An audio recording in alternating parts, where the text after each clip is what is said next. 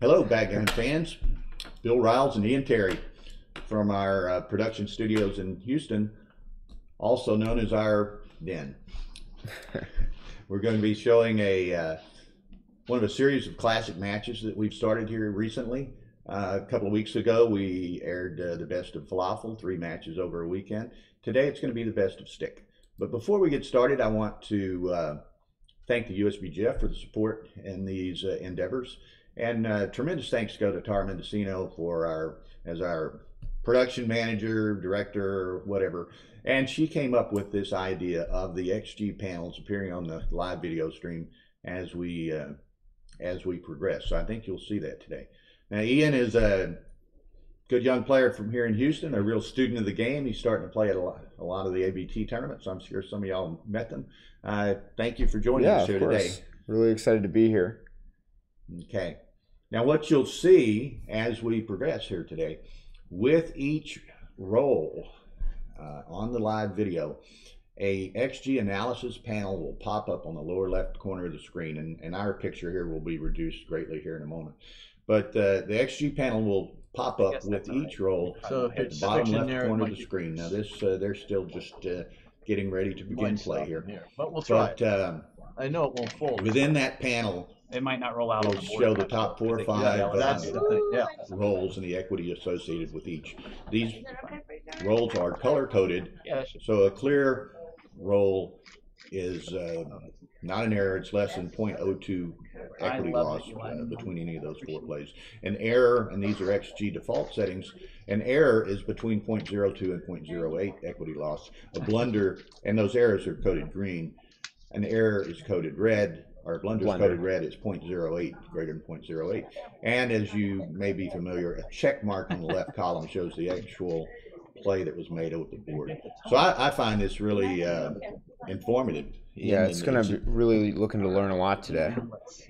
Yeah, and it's neat because I know this is good in that you are playing legal moves. Can see on a single screen the XG analysis and the live video feed.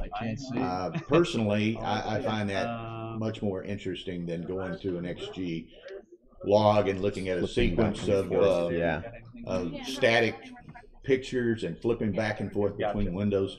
So this really gives you an opportunity to appreciate the significance of the play differences with each roll. So I don't have the money. They're getting prepared here.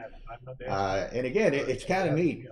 Quite a contrast in players. Yeah, definitely. Right. I mean, I think both are really just good technical players. I mean, I heard a rumor that Ed plays XG like 8 hours a day or something, and I'm sure Stick studies a lot too. So, I mean, I think it's a really good match, and it's a great final. Yeah, it is a great final, and of course, this was right during the middle of Ready, sir? Ed O'Loughlin's famous streak in 2016 that's right. when he was winning everything in the world. The first roll, do you always want to roll here? Like you say, they're both great technical players. They're both. But I mean, if you accidentally roll, I regard Ed as maybe a true true technician of the game. Yeah, if I miss, Stick, it's like an illegal move. In my mind, maybe a little bit more of a theoretician. Yeah, he studies the game, but he has a great intuitive feel. So here we go. You can see the panel pops up. The first few rolls here are going to be quite simple, but you can see the color coding. The check mark on the left is the play that's made. The whites are non-errors, green are errors. So again, in this case, you can see a very clear play. Very clear play. And also, they're playing on this gorgeous Jeffrey Parker board. Really nice. So again, the first few rolls of any game obviously kind of establish a pattern for the game. So the moves will go fairly quickly, but then soon you get into a situation. So Stick has all of his backmen escaped at this point, and a nice double 4 to play. And here, Stick ponders this move for a fair amount of time, but as you can see by the panel, the actual correct play of 13-9-4 down is fairly significant. And the next closest play, which would be to make the 5-point, is 0.07 difference. Yeah, I mean, now at this point, he's really just trying to find the best play where he's going to be able to cash or turn the cube very quickly. So this one makes sense. Yeah, and the one thing we're lacking here, and we hope to add with some future analyses of this sort is the pip count. So you're on your own. But obviously here, Stick has quite a significant pip count lead, and as Ian states, he's probably in a cash position here. And you can see by virtue of the roll that Ed made with the backmen escaped, Ed just needs to try to set up as best a board he can. You can see his 4 options buried none in equity. Yeah, it's equity is the same. Stick doubles, and as you can see, it's a 0.07 double, a 0.036 pass. So a very efficient double, and really good double, and accurate. You can see the check Ed does pass this. Yep. So good pass.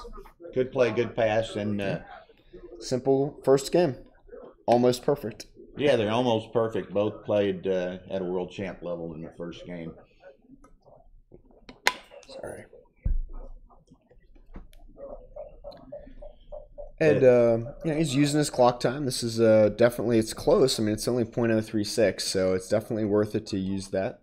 Sure, and it's 0-0 in a long match. So there's essentially no score implications to it. So he just almost the same as money. Yeah, so he wants to make sure of what he's doing, and he passes correctly. So very good. Now you'll see as we begin the second game, the panel for the first roll of the second game is wrong. It's the only error I think in the match. Panel, sorry. When it pops up when they make the first roll, it's a 6-5, but it's actually a 6-4 panel. Oh, okay. Like that. Yeah. So all right. Okay, well, so, I think everybody knows the 6-5 is correct anyway. So I think we're in good shape. We move on. So here we are. So 2-1. He slots. Now that Stick had.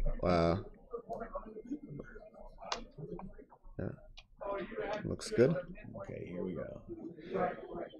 So again, it's always interesting to me how these first 2 or 3 rolls, and Stick more so than anybody else probably prides himself in knowing every first 3 roll position in the book. So it's again, those first 3 or 4 rolls for each player kind of sets the pattern for a game, and the players can kind of establish their game plan. Exactly. Yeah. I think, I was playing last night, and I think the first few moves of the game, it's really, you really want to make sure you're getting all the equity you can out of this. And that's what's so important, again, but you have to be skilled enough and experienced enough that you can react to how the first 3 or 4 rolls establish the plan, the game, and conceptually be able to develop your game plan from that, and not only from the structural position, but also, and again, we're very early in the match, but score going to become a big deal later on. Yeah. So you have to be able to adapt to the structure, how the game's developing, and the score. So here, what was a comparatively easy play. Here again, you can see Ed's got a very obvious 6-5. Now, if he can get by without Stick hitting him here, he's in a fairly strong position. So 2-1. This looks good. Stick's just going to make his anchor. Yeah, and you can see by the panel there's no close. Good play. Nothing close. 6-3. Good. For Ed, 5 point. saying, I mean, it's all but forced. You can see that anything else is 3-6 or worse. This one is maybe not so clear. You can see there's a few choices that are about the same. Yeah, and Stick makes an error, 0.041, but it's pretty insignificant in this position. Ed's 6-4. So this is again, it's almost a force play. Yeah, you got options. It's not pretty, that's for sure. But you can see by the panel, any other play is a blunder. Yep. So it's pretty much a forced play, and it obviously he makes the right one. Makes the right play. Yep. You're going to see with these players, the caliber of players that we have here, and Stick rolls a 6, very which clear perhaps hit. gets him back in the game. But you'll see during the course of this match that 2 elite players such as these guys are, you're not going to see that many errors, certainly not that many blunders. And I mean, the ones that they do make are, I think, oh wow, 5, 6. That's dance on a 2-point board. Ed's been taking lessons from me. Here's a 6-2. So that's just very clear. Covers nice little 4'. Wonderful. Oh, wow. Now, see, that's one. Okay, now I That's would one to have go missed back that and look too. at, perhaps. Yeah, and that's one thing that's great about this video of this match and with the XG analysis. This will be on the USBGF broadcast website, and you can go to the videos later, look at it again. You can go through it again, pause it where you want, and really study some of these positions. I think that the 4-2 that we just saw, I think it was 6-2. 6-2 was it? XG had a little bit of a different idea from what we thought was an obvious play. I thought that was very clear. I think any human would probably miss that play. Yeah. So here we go. It's kind of shaping up to kind of a prime versus prime situation almost. Stick's pondering this, but again, his options are pretty limited now. As you'll see, a lot of these players will, on occasion, look at various options as to what the correct, what they might want to do. Right. Some people like to actually see the potential positions. Other players are better, perhaps, at visualizing the positions. Stick does both on occasion, and here he makes the right play. That's obviously, a good play. Stick, I think, visualizes well, but on occasion, when he's in doubt, perhaps he'll actually definitely take a look at it. So here we've got the prime versus prime, basically. Ed's probably got a little timing advantage here, and Stick's one back from that front of that. And also, I mean, Ed only has one checker behind that prime. Correct. So that's obviously a lot easier to escape from. Exactly, yeah. So Ed's obviously pausing here to evaluate the situation and consider whether or not to double Stick and try to cash this position. Well, looks like he's prime versus prime. Usually, if you do have the timing advantage, good double, and prime versus prime is almost always a take at normal match scores. Now we'll encourage y'all too. We're going to try to, during the course of this broadcast, we're monitoring the chat line, and Ian and I can see it here. Tara, our producer, is monitoring it as well. And there's, as he said, the prime versus prime is usually a double take, and there it was, the double, and Stick had already considered it as Ed was considering it, so Stick snapped it right up. But if you would like to make comments, suggestions, ask questions, whatever, please do so on the chat line, and we'll try to respond real time here as we're playing. Now there's Stick very with nice 5-3. joker. He's got the joker prime, but again, Ed's got a bit of a timing advantage here, and Stick very likely is going to crack on the next roll. So. And by cracking, I mean obviously that prime is going to go away. Okay, so now this 2-2. Yep, that's the first part for sure. Well, and what he hopes here by hitting on the front of that prime is maybe Ed rolls an ace. Yep. And then Ed's going to be the one who has to Ed starts cracking. So, and that's really about the only way Stick's going to win this game. Dance there. Dance. Stick's in a real bind timing-wise now. Yeah. So now this is Yeah, now he's just going to, kamikaze fall back. Right. Yeah. Fall back, try to recirculate a checker or two and see what happens. All right. So Ed plays a 2 on the front of the prime so that he can escape jump to 6. Out to 6. Stick wants to dance. He doesn't, but it's a small roll, and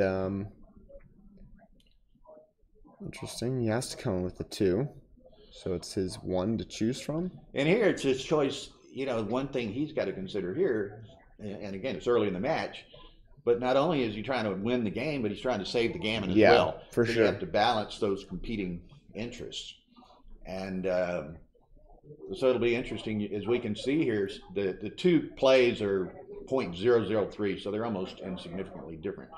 Stick chooses the second, but it's not a big enough difference to make to even worry about. Now here's the a double 2 by Ed. So again, now we're in the situation as we discussed, where Ed came in. Now Ed's got to crack. Yep. So nice break for Stick there. Stick's ploy, or not a ploy. It was gambit, just a perhaps. Gambit. It's what he had to do. It's the only way he's going to win this game. It worked. Ed's going to crack. Now does Stick have the? He'll have the opportunity. Does he get the rolls to bring it? This is a cute play. It was definitely not what XG wanted, but I mean, it's a difficult play, I think. Okay, so again, now Stick's going to try to win coming forward. Hopefully, Ed will dance, and he does not. But it's but he still rolls a 4, so he still, and you'll see here, had Ed danced, the fact that Stick, his 3-back checkers were on 2 different points, giving him a bit more flexibility to escape. Now that was interesting. I'm surprised to see that one. He could have played 5-1 and not left a shot. So that was a bit of a surprise. Stick dances, so Ed gets away with it. Here he's got to cover. Yep. And then I guess he'll stack them, huh? Well, he stacks them, but here... I mean, it's still ugly. It's still ugly, and there's almost no difference. Actually, he goes with the hit. I mean, but again, 0-0-1. So you can see, and again, this is what's interesting to me. You can see, looking at the panel, how significant the different plays are. And here, those 2 plays, it really basically didn't the same matter. thing. It didn't matter. Okay, so Ed's struggling here. He's got to have a 6 sometime soon. Again, you can see one obvious play, one error, 0.058, but he makes the correct play. And Stick with 2 in the air is definitely not thinking about doubling or anytime soon. and again, we might notice this is obviously, as you saw there, dial and checker is not in play here, and they're playing legal moves. They agreed to play legal moves before the match started. This is a pre-Dion checker era. Yeah. So here, Stick got 1 checker in, so he only got 1 more to get in. Ed's still looking for that 6, so so it could go either way right here. It's pretty volatile. You can see actually the percentages, which I really like as well. Very nice roll by Stick, 6-3. Wow. So it's interesting, and I guess that's the right play. I didn't look. He could have made the 6-point and then hope for a double shot on a checker on the 8-point if they didn't get out with the 6.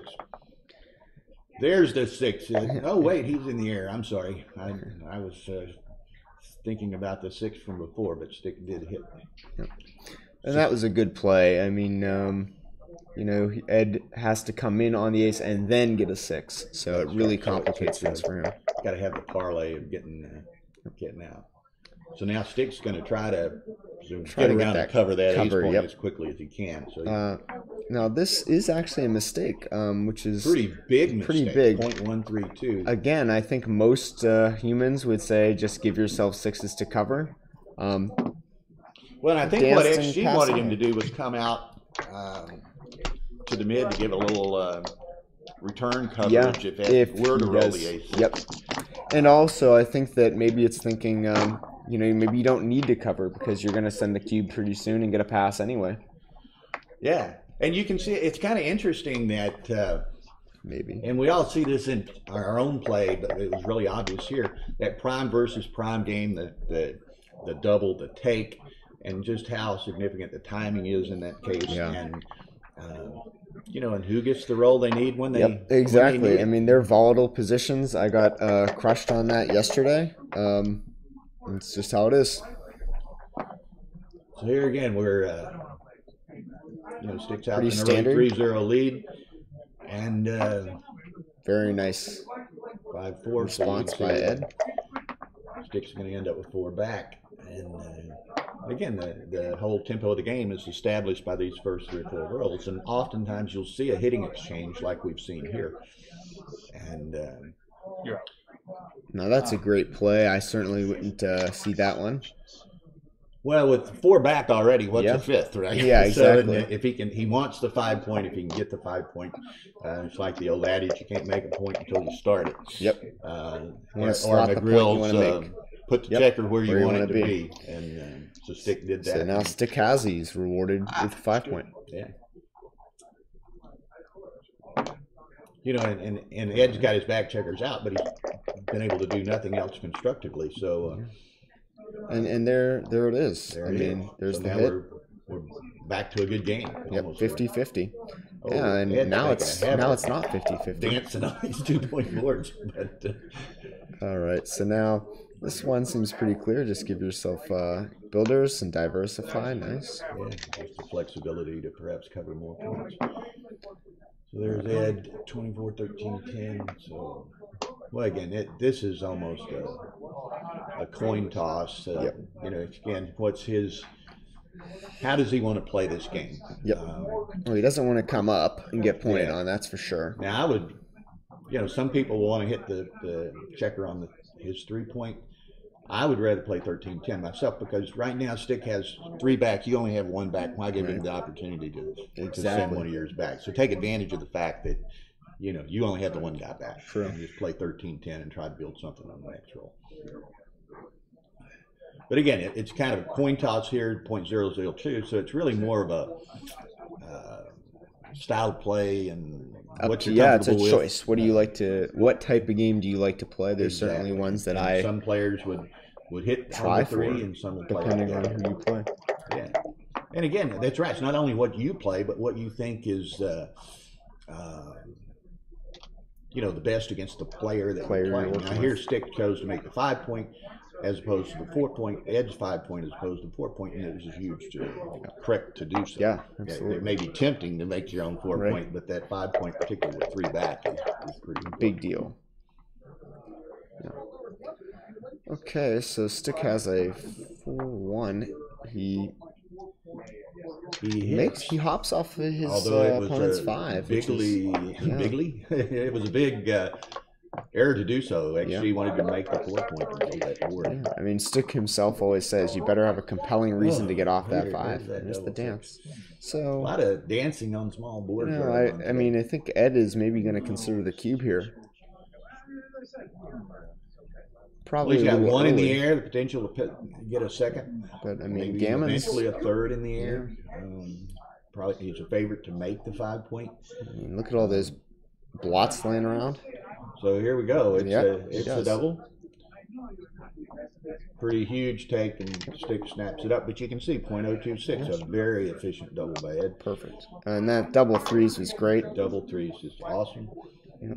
I mean, I was thinking, well, the 3s are duplicated, but there you go. Well, that's like some people, you know, the old adage, talk about duplication, which is great, but duplication also oftentimes enhances a double or a joker. I mean, it seems like every time someone points out that they duplicate some number, they end up getting the double of that. So here we are. You can see the double 2. It's a great roll, and there's almost no way to screw this one up. The top 5 rolls are all very close. So.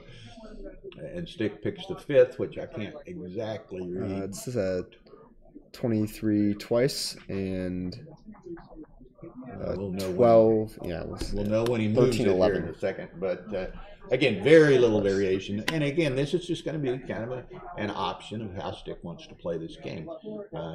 It was a great roll.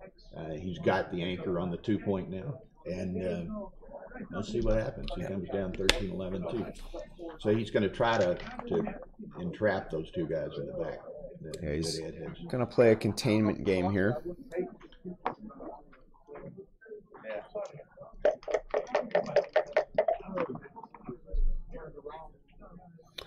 That's a nice shake there. Because Ed had really had some pretty nice structure, but he gets a very nice roll in return. Yeah. So, okay, now Ed makes a bit of a mistake here. What's it want him to do? 10-9 to hit and bar 22. It wanted him to just spread out the 3 checkers in the and Stick's home board. But Ed, what's he do? Steps forward, all the way forward with that one. So, pretty big error, but still by XG is pretty big error. I'm not saying it. I might have well done the same or not as well. But now he's getting the next checker up. I mean, this is looking pretty good. Yeah, now he's getting his checkers out. Yep. Make a break for it while he's on the bar. Pretty strong shape. Pretty strong shape. So here we go. Yep. Don't want that anchor there. Doesn't want the second anchor, so he's going to hit that checker. He's got a 6 to cover it with, so he'll move another checker back here somewhere, I imagine. Now the deuce, it's pretty good. I think it's going to button up against the double ace or protects against double 2 or something. Yeah. Okay, so Stick has hope.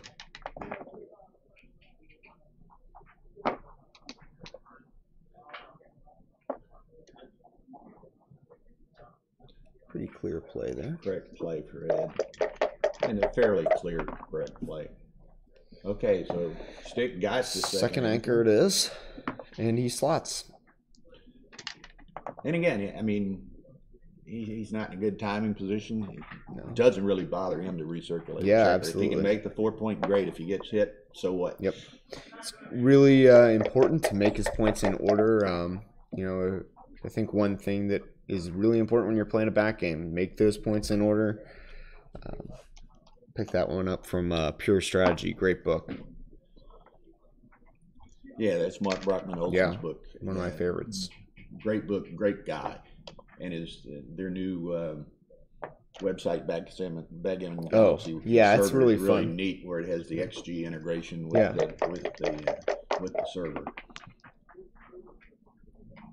Okay. Nice small roll. That's good for what his objective is. Yeah, he needs timing. He's rolling small. He wants to create a home board, and as Ian correctly stated, he wants to make those in order as well.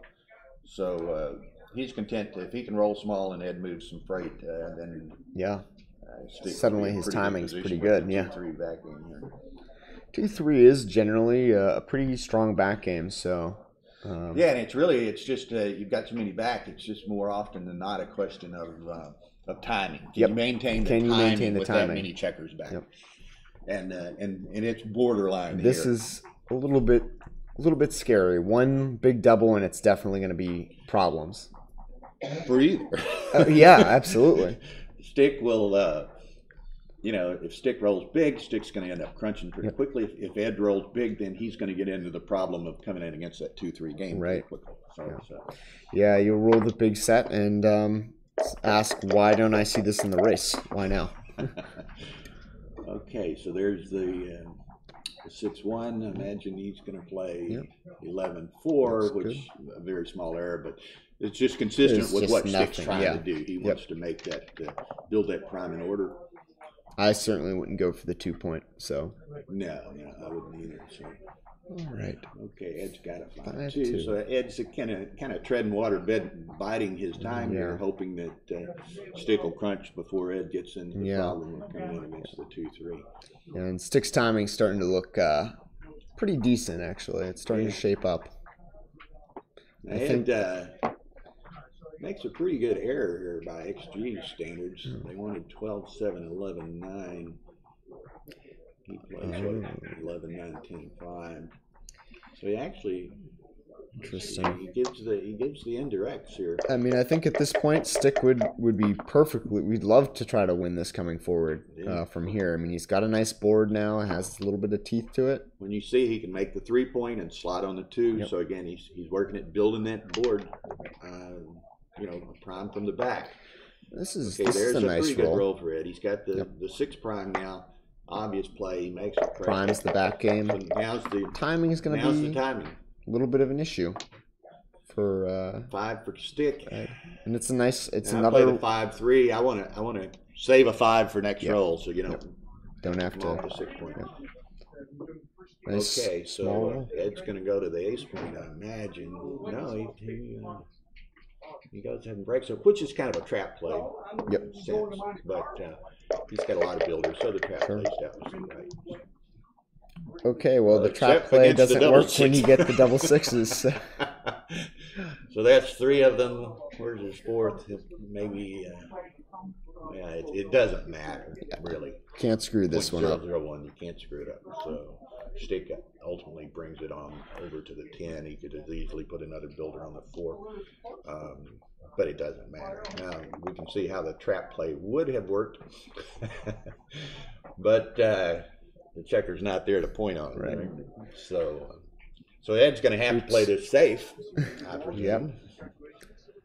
He goes for it, 8-3-6-3, which is an error. I would, if he gets hit, it's bad news. You're seeing that with cube. A 2 cube. Yeah.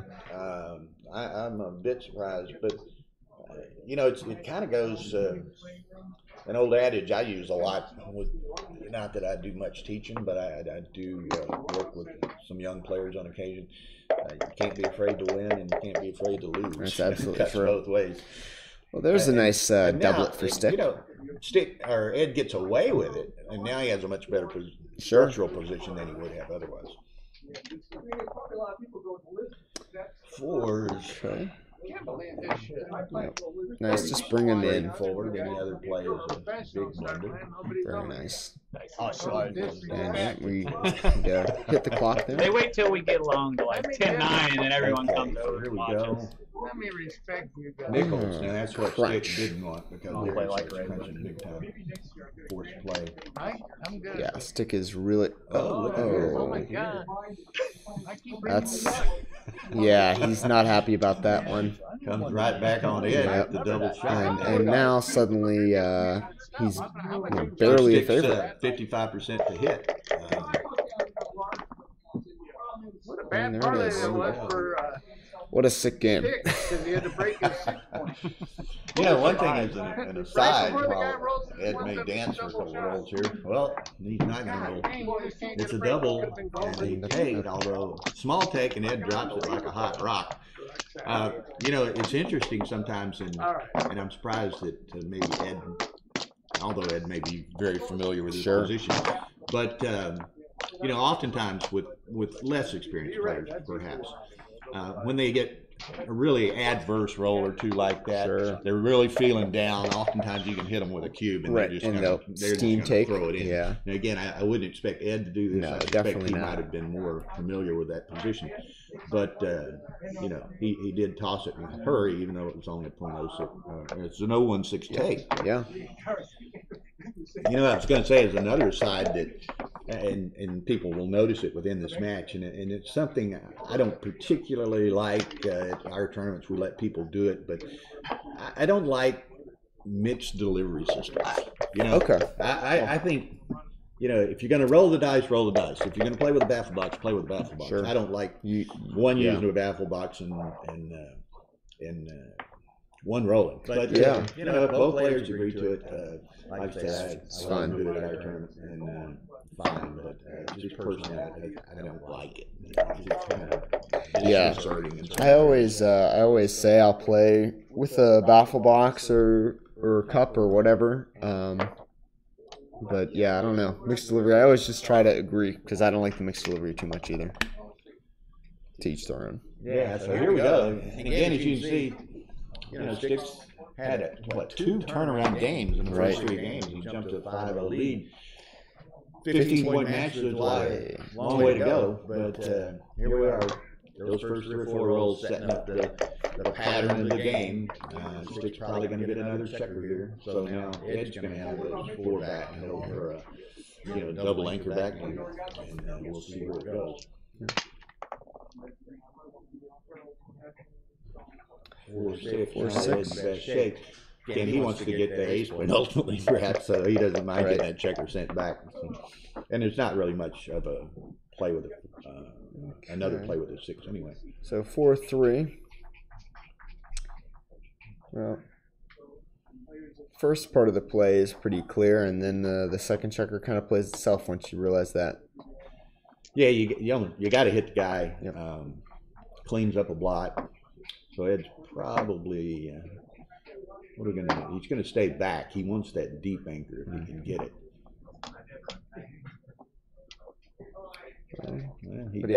He makes looks like he makes the correct play. He makes the correct play ultimately. Which again, it's kind of like the position Stick was in a bit earlier in the previous game. You know, he's got 4 back. What's a fit? Yep, you know, exactly. If he gets the number he wants. Now here, it's kind of an interesting position for Stick. Well, you got to hit it almost, right? Yeah. But then, you know, some people might be tempted to make the 9-point, and Sticks. And he doing does. it. I didn't even look at the check mark. I was looking at the. I mean, it's a tough play. Positioning of the rolls. It's a tough play. You know, I mean, well, he's thinking about it. Yeah. What's the 3 if he does that? He doesn't want to stack. That's just. Yeah. Although that's the best play. It is right. XG, it's ugly. A thin margin, but it's pretty ugly to have that big stack on the 6 and pretty limited flexibility. Although Ed doesn't have any defense. So. Sure. Not to mention, I mean, think about what Ed is trying to do here. He's trying to set up a back game, and you know, you want to try to prime a back game in. So, I mean, it almost seems to me, and I would probably make the same play Stick's about to make. It seems almost thematic to come in on the 3 and make the 9. Yeah, and that's what I would do. referred to earlier. I think Stick's kind of he's a technician in that he knows all these things, but he's kind of a theoretician in the way that he plays as well. So, all right. Well, yeah, there's the position. So it's a clear play. Clear play, and again, you know, he's got to try to get something going. Yeah. If he can in the front, great. If not, another checker in the back doesn't hurt him. Yeah, and I noticed that he made a good play there. Okay, so where are we at, Mr. Stick here? 5-3. Oh. It's like Ed. I mean, Ed's 3-5, right? Okay, that's interesting. Interesting because again, I would have thought he was wanting to make the 5-point. That's why you slot the 5-point, and then he eschews it. So. Yeah, and I mean, the computer is going to try to avoid playing a back game whenever it's possible, right? So if it can win coming forward, it's going to want to try to win coming forward. And that's just a mistake that Ed made there. It's kind of interesting. I'm glancing down at the chat line here occasionally, and our producer, Tara, who's an excellent player in her own right and set up this whole thing, is offering some insightful comments as well. So we welcome that. And certainly, again, any of y'all that want to chime in and come in or say something, let us know. She'll be monitoring that, and Ian and I'll try to look at it occasionally. We're not looking at it as often as we might. We're following the match on the monitor here. And it's really a pretty exciting match. I think it's you know, Ed again is in the middle of this huge winning streak that he had been on. And here he finds himself in a very significant match, the final of the Super Jackpot in Las Vegas. And, a lot of money at stake here, I'm sure. They might have hedged, but who knows? Well, Ed's a big hedger. Now, I don't know about the Stick, maybe not so much. But here he finds himself down 5-0 early, and but Ed's a grinder. And, yeah. You know, he's going to get everything he can out of a match, and absolutely. We'll see how it develops here. And I mean, even if they did hedge, I mean, the U.S. Open, really high prestige event, so definitely both would love to win. Okay, right, so here now, Ed makes that, and this time it won't play a different play, but it's .017. It's little, and he's got the points he wants now, and he'll try to extend it to home board from there. A real obvious play for Stick, really no options there. Here's three big choices, all pretty close. Ed makes the preferred one from XG, but. Notice none of those plays. Yeah, that's very good. Tries to make the point in order. Yeah. Okay, so the 2-1 is 2-1. Not much else Stick can do there. Yeah. As you can see, it's pretty. Any other play is is Oh, yeah, hugely that's off. just- Again, no flexibility whatsoever, That's stacking on the 6 and gross. moving to the ace. This is, So yeah, it's pretty much a nice. This all is but a robust. forced play. Yeah. All but a forced play. And he has a lot of flexibility going forward. And his Ed's built up a pretty decent board here, so Stick can't really afford gotta to be get hit careful. there if he can. 4-5. Yep, Yeah. seems pretty clear. And again, look, Stick's position is it's very robust. He has a lot of play with those spare checkers. Yeah, on the here's an 8-9. interesting one for Fred, perhaps pretty straightforward, I guess, but he plays it. Again, if he gets hit out there, Yeah, he gets hit, who cares? He buys some timing. Oh, there's the double nickel, which buys Stick a lot of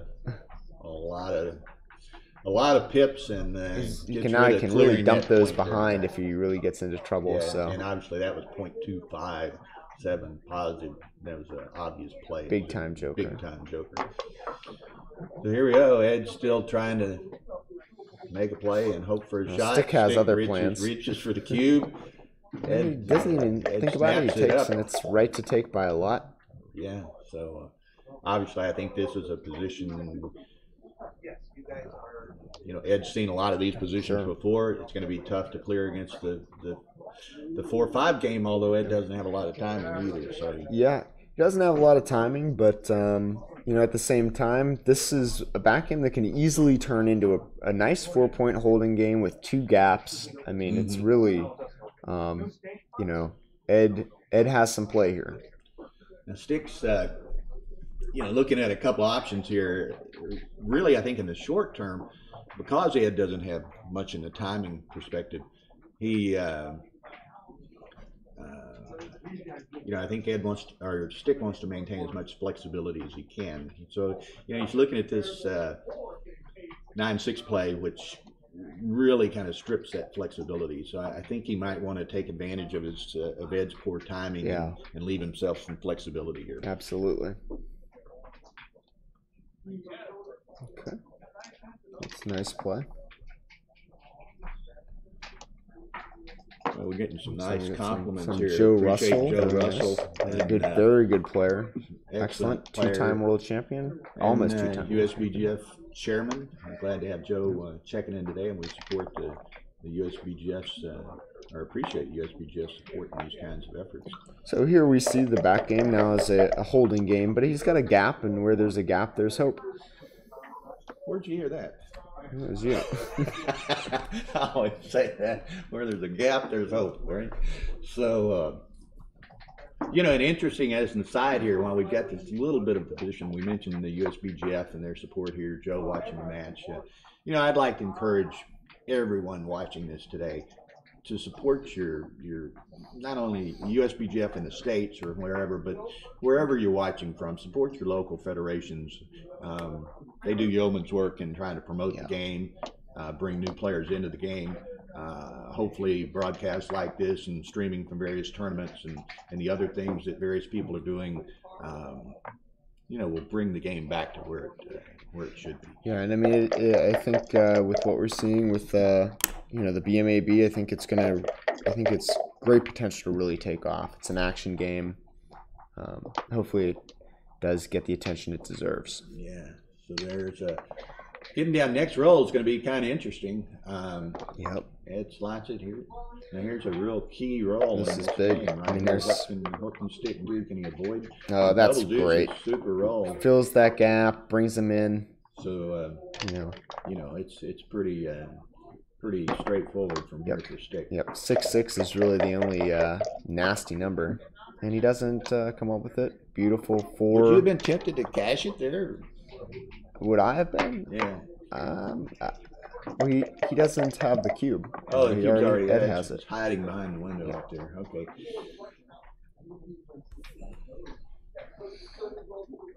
So he rolls on. Yep. He Yeah, has to bring this little one to do. home. He Yeah, and of course he's got to bring it home safely. With Ed has a closed board up there. So Yeah. it's, So now's where I start to get a little bit nervous. well, there's a couple of critical numbers. rolls here, and then there There it is. Wham. Yep. It seems like every time. Just For as me. we're talking about it. Stick plays correctly, 6-4, 6 off, so Ed can roll a 4, which he doesn't. and but yeah, best now he's out of his but, hair. Probably too little, too late as far as the race goes. But you know, they're and we all experience all the time, and maybe some of the less experienced players that might be watching this, boy can bust at any seam at any time. And there we saw it seemed like Stick had it completely in control, and he rolls the 6-2, which leaves a shot. Super anti-joker. Fortunate for Stick, Ed missed it. Yes, but, yeah, Ed still has to hit it. yeah. So that's part of the allure of the game. Yeah, you know, absolutely. The wild swings that occur, you know, with various dice rolls. I mean, you can think you're home free, and bam. And now we see why we like dice on a checker. Well, it's kind of interesting, and it'll be interesting to see with time how that develops. I mean, Yeah, nobody I shouldn't editorialize. Yeah, nobody in the world plays dice on a checker except the States. So we'll see how that develops with time. Personally, I'd like to see us ultimately get to a uniform set of rules around the world, and if that means giving up down the checker, that's okay with me. I personally like the rule. I like it. I don't think it's a significant rule. But anyway, so, 7-0 Stick. Ed's streak is in jeopardy. Yeah. But so he gets the good opening roll. Stick gets a good reply. So you know, again, let's see how this game takes shape. Now, this is an interesting one. Now Ed makes the correct play. It's kind of thin, but he's down. He's behind. To, I think he's got to make a move here. Yep. Do you think so? Now at this point, I think score is definitely coming into consideration for sure. I mean, 15 away, 8 away. It's not a good position to be in. When you got your table there, what's 15 and 8? Jeez. Yeah, 20% for Ed, 20.6% for Ed at this point. You know, and two fairly evenly matched I would say players. evenly matched players. Yeah. So, so Ed's got to try to, you know, make a move while he can here. And he again, slots on the 5 point, which is where he wants the checker, the point he wants. Stick misses it. And looks like he's going to get rewarded. Yeah. So now Stick's struggling with his 3-2. He played the 2, I guess. And it is right to just slide up. It actually looks like he's going to make a small mistake here. Well, it's interesting. Thank you, Joe, for that input. Yeah, Joe just commented that he had talked to the chairman of the Japanese backgammon league yesterday, I guess, and she said she's going to try to get the diamond checker rule in Japan. And I know that Mochi is a primary example. Likes that rule himself. So you know, maybe we do make some progress in that sense. You know, it's interesting. It's a good play by Ed. Yeah. You know, the Europeans use the clock reset thing on a cock die, which, you know, everybody has their own preferences. Sure. I don't really particularly care for that. But, you know, it's good when all of the bodies can work together and try to find some common ground. But I think a common set of rules will be a great advancement for the game. So what do you think now? Do you think, you know, it's like Ed has those two guys back, so it's definitely... Well, it's going to be interesting. See what... Okay, Stick's going to... Oh, he doesn't make... I thought he might make the 9 to take away the indirects there. Yeah. Does... I mean, Ed's got a lot of opportunity. Yeah. He's... and this is actually a pretty... He's about to make a... See, yeah, this looks pretty nice. It's pretty, for sure. You know, it's interesting. You can see the... He's actually going to make a pretty big blunder. The differences. I mean, it's a blunder to make the roll, but his wins go down 3% or something. So it's almost an even position after this play. So Ed's just going to have to play on. But, you know, Ed's just looking for that any moment, any opportunity to, you know, send hopefully what's a volatile cube. And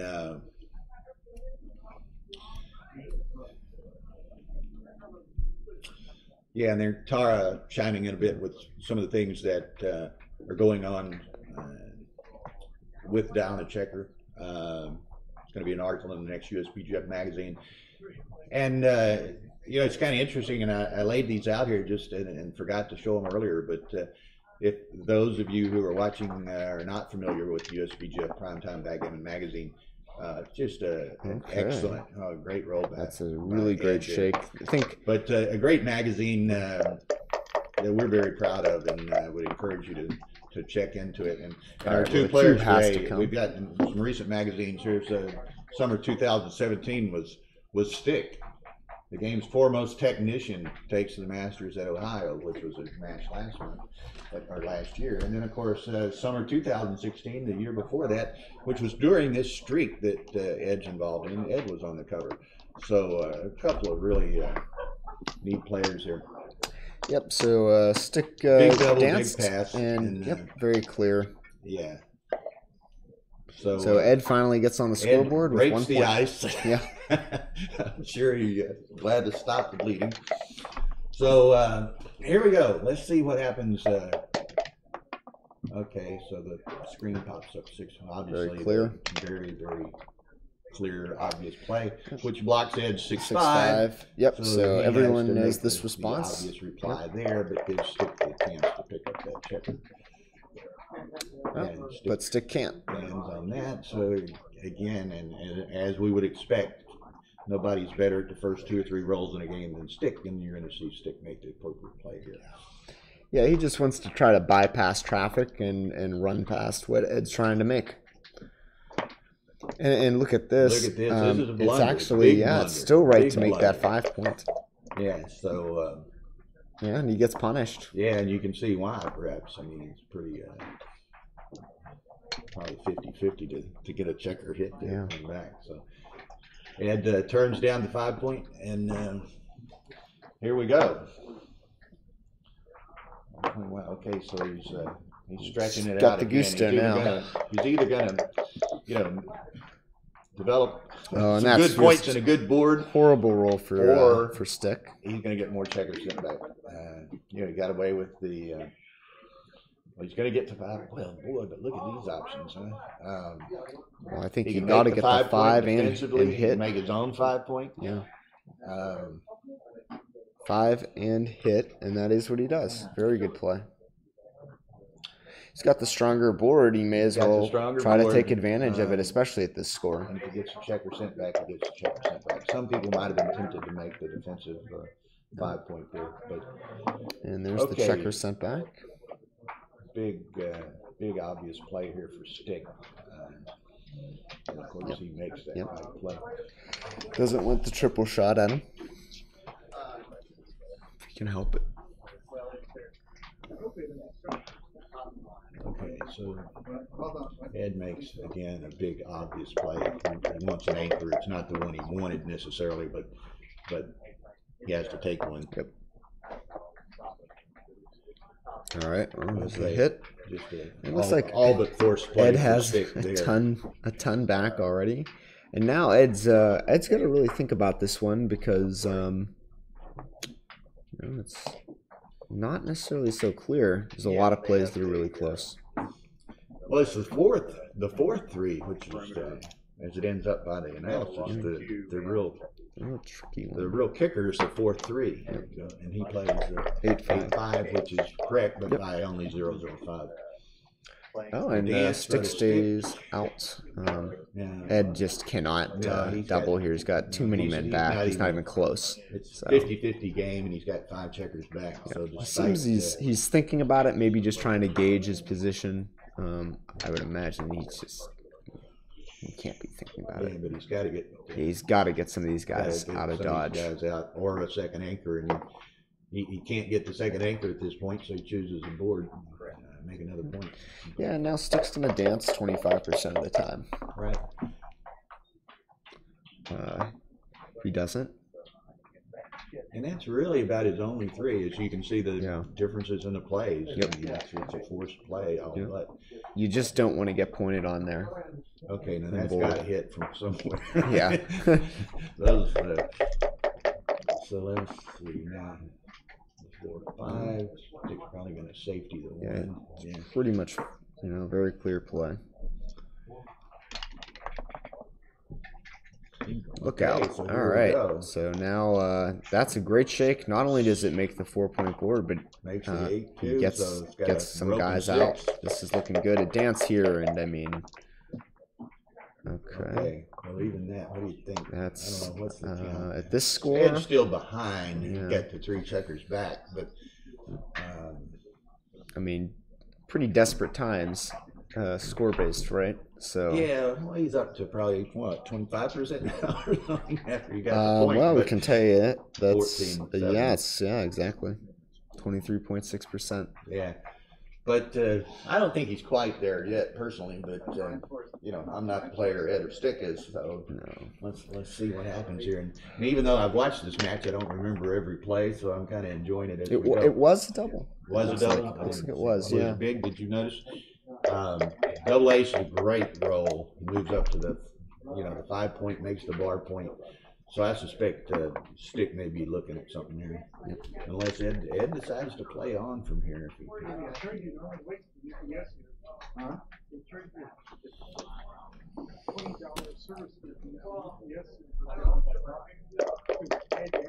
I would have almost thought that Ed would have sent it in that way. Yeah. So this is Stick's got the ace, which aces. He could step up, but then what's he do with the rest of the aces? Yeah. So I think what I would do is I'd step up and then I guess I'd try to bat the guy off the ace. Yeah, which we see is what Stick ended up doing, although XG wants to play it a little bit more cautious and play 13-11-2, which blocks the 6s from the 5 point. That makes sense. That's a great. But I like stepping up personally. I like this. I like this play. You can get That's out, what I would get do. out, and here comes the cube. And he You said see a too huge good actually. double, borderline pass and Stick with the big lead. Definitely. Just not even entertaining it. not even. Yeah, it's yours, Ed. Let's move to the next game. Yeah. Next game. Now, these guys, and we don't have a cumulative PR, but through these first 4 or 5 games here, they're all playing as we would expect. Most of those games are world champ or expert, even world class level. That was game. I'm not sure what I'm not game sure it which was. one it was. Okay, well they're taking a little break. It's interesting. Which game was that? Stick won 1-2-2, so it was 5-0. I think it was 7. He got to 7 before Ed scored. So it was either the 6th or 7th game. 1, 2, 3, 4, 5, 6. And I would imagine that. Well, it says here in Game 6, Ed played advanced and Stick played world champ. I think probably would be Game 6 because the too good probably would hurt him a little bit. Yeah, maybe so. But quite an interesting match so far. And again, it's bit of they lopsided haven't had dice. that many hugely tough decisions so far. It's been a seemingly pretty clean game, and as we can see, so many plays are just automatic. Automatic, Yeah. all but. And of course, players of this caliber just snap right up on those. It's been a pretty clean game, and so we'll see how it progresses from here. As I recall, they don't take an extremely long break here.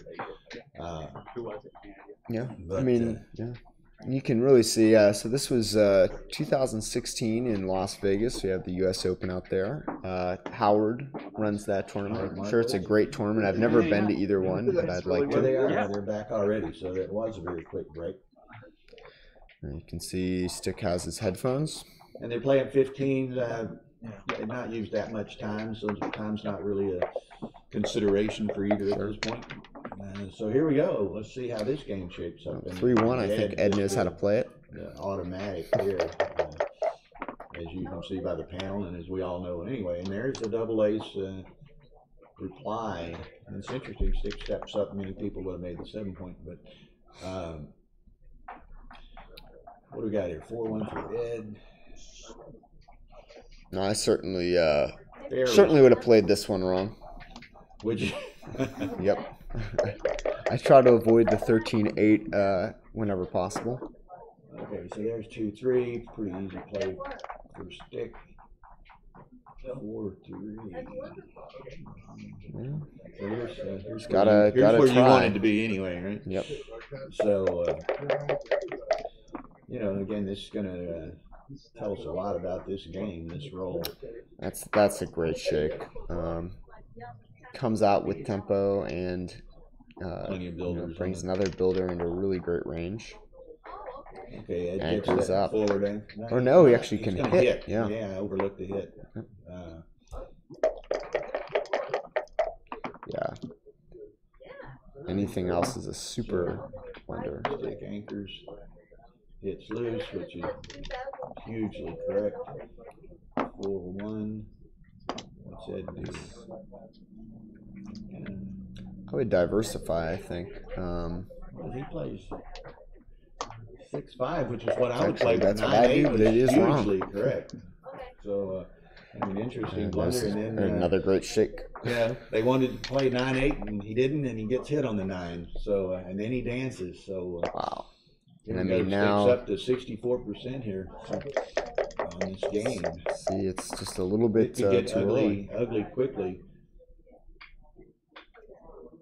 It's kind of interesting, and again, Stick likes to make them in order. Yep. XG wants him to make the 2-point. Put 2 in the air. It's not so bad having the 1 block. Yep. If you get away with it, then he's really going to be in a strong position if Yep. Ed doesn't hit him here. Well, Ed does bring both in. Does bring both in, but does miss. So Stick's a big favorite to right. make that 4-point, and he does. Yep. And they want that bar here. They Yeah, I want that think bar point. I think most people, and it's a big blunder not to do so. So this is kind of an automatic play for the elite players. It's maybe an automatic play for us more mundane players here. But you know, the bar point, the opponent's bar point's just begging for you to hit it there.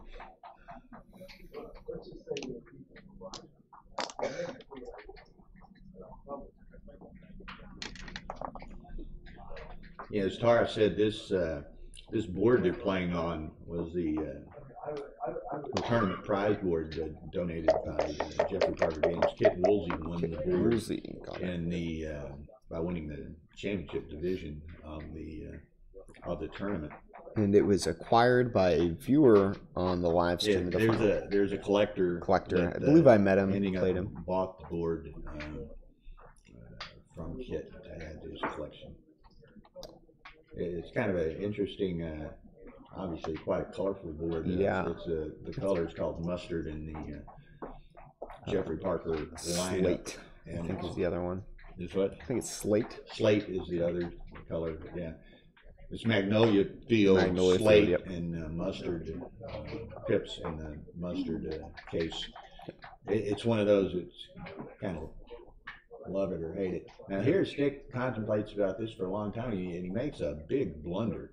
So 18-8-2 is the preferred. That's the preferred play, but for whatever reason, here he decided not to make that play. I wish we had Stick with us to explain his rationale. And here. that's a tough play. I mean, But you know that break, it blocks the sixes from the Yeah. checker on the. really tough play there. Don't fault him for that one at all. Okay, so here's Ed. Just a really straightforward play. Great. He wants to build a line of defense in case he does get a checker there. And Stick's got. Oh, here's Stick right now. Did Stick show? Stick says he's a fish. Stick's a fish. Why didn't you make the 8-point, Stick? Welcome, Stick. see. Check your chat line. Stick's joined us briefly here.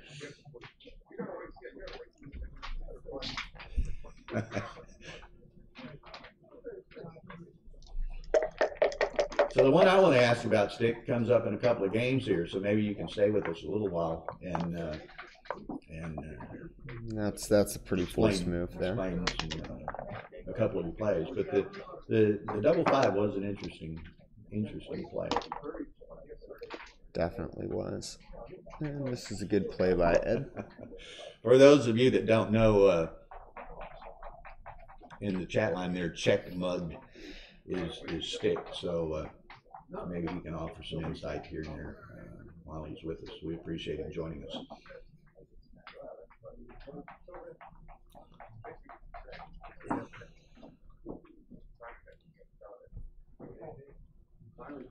So here, Stick's contemplating here.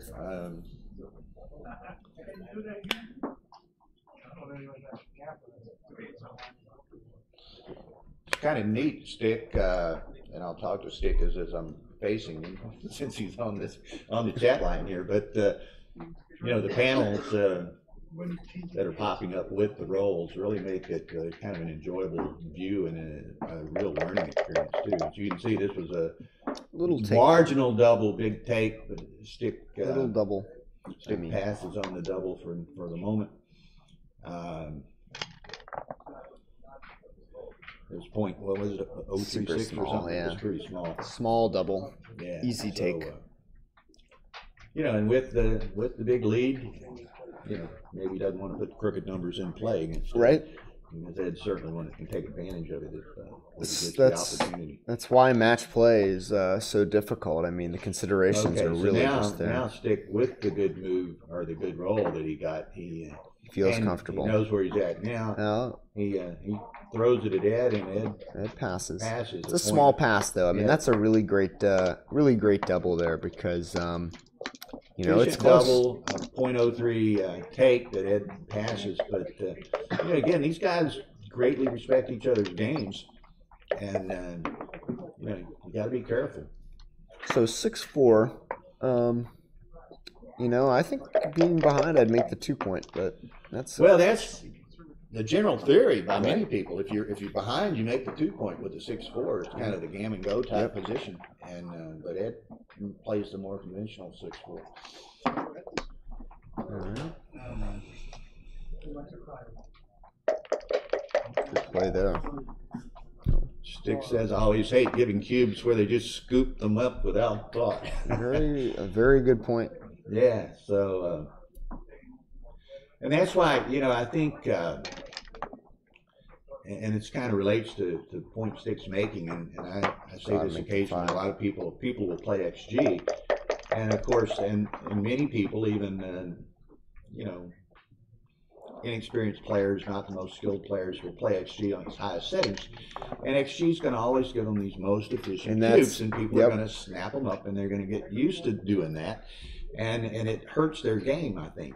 You know, I definitely agree. What Stick is alluding to here, Stick much prefers to give a very efficient cube where somebody's got to think about it. Yep. He doesn't want to give them a snap take cube. He wants to make them think, and when they have to think, then it's they might make a mistake that they make an error.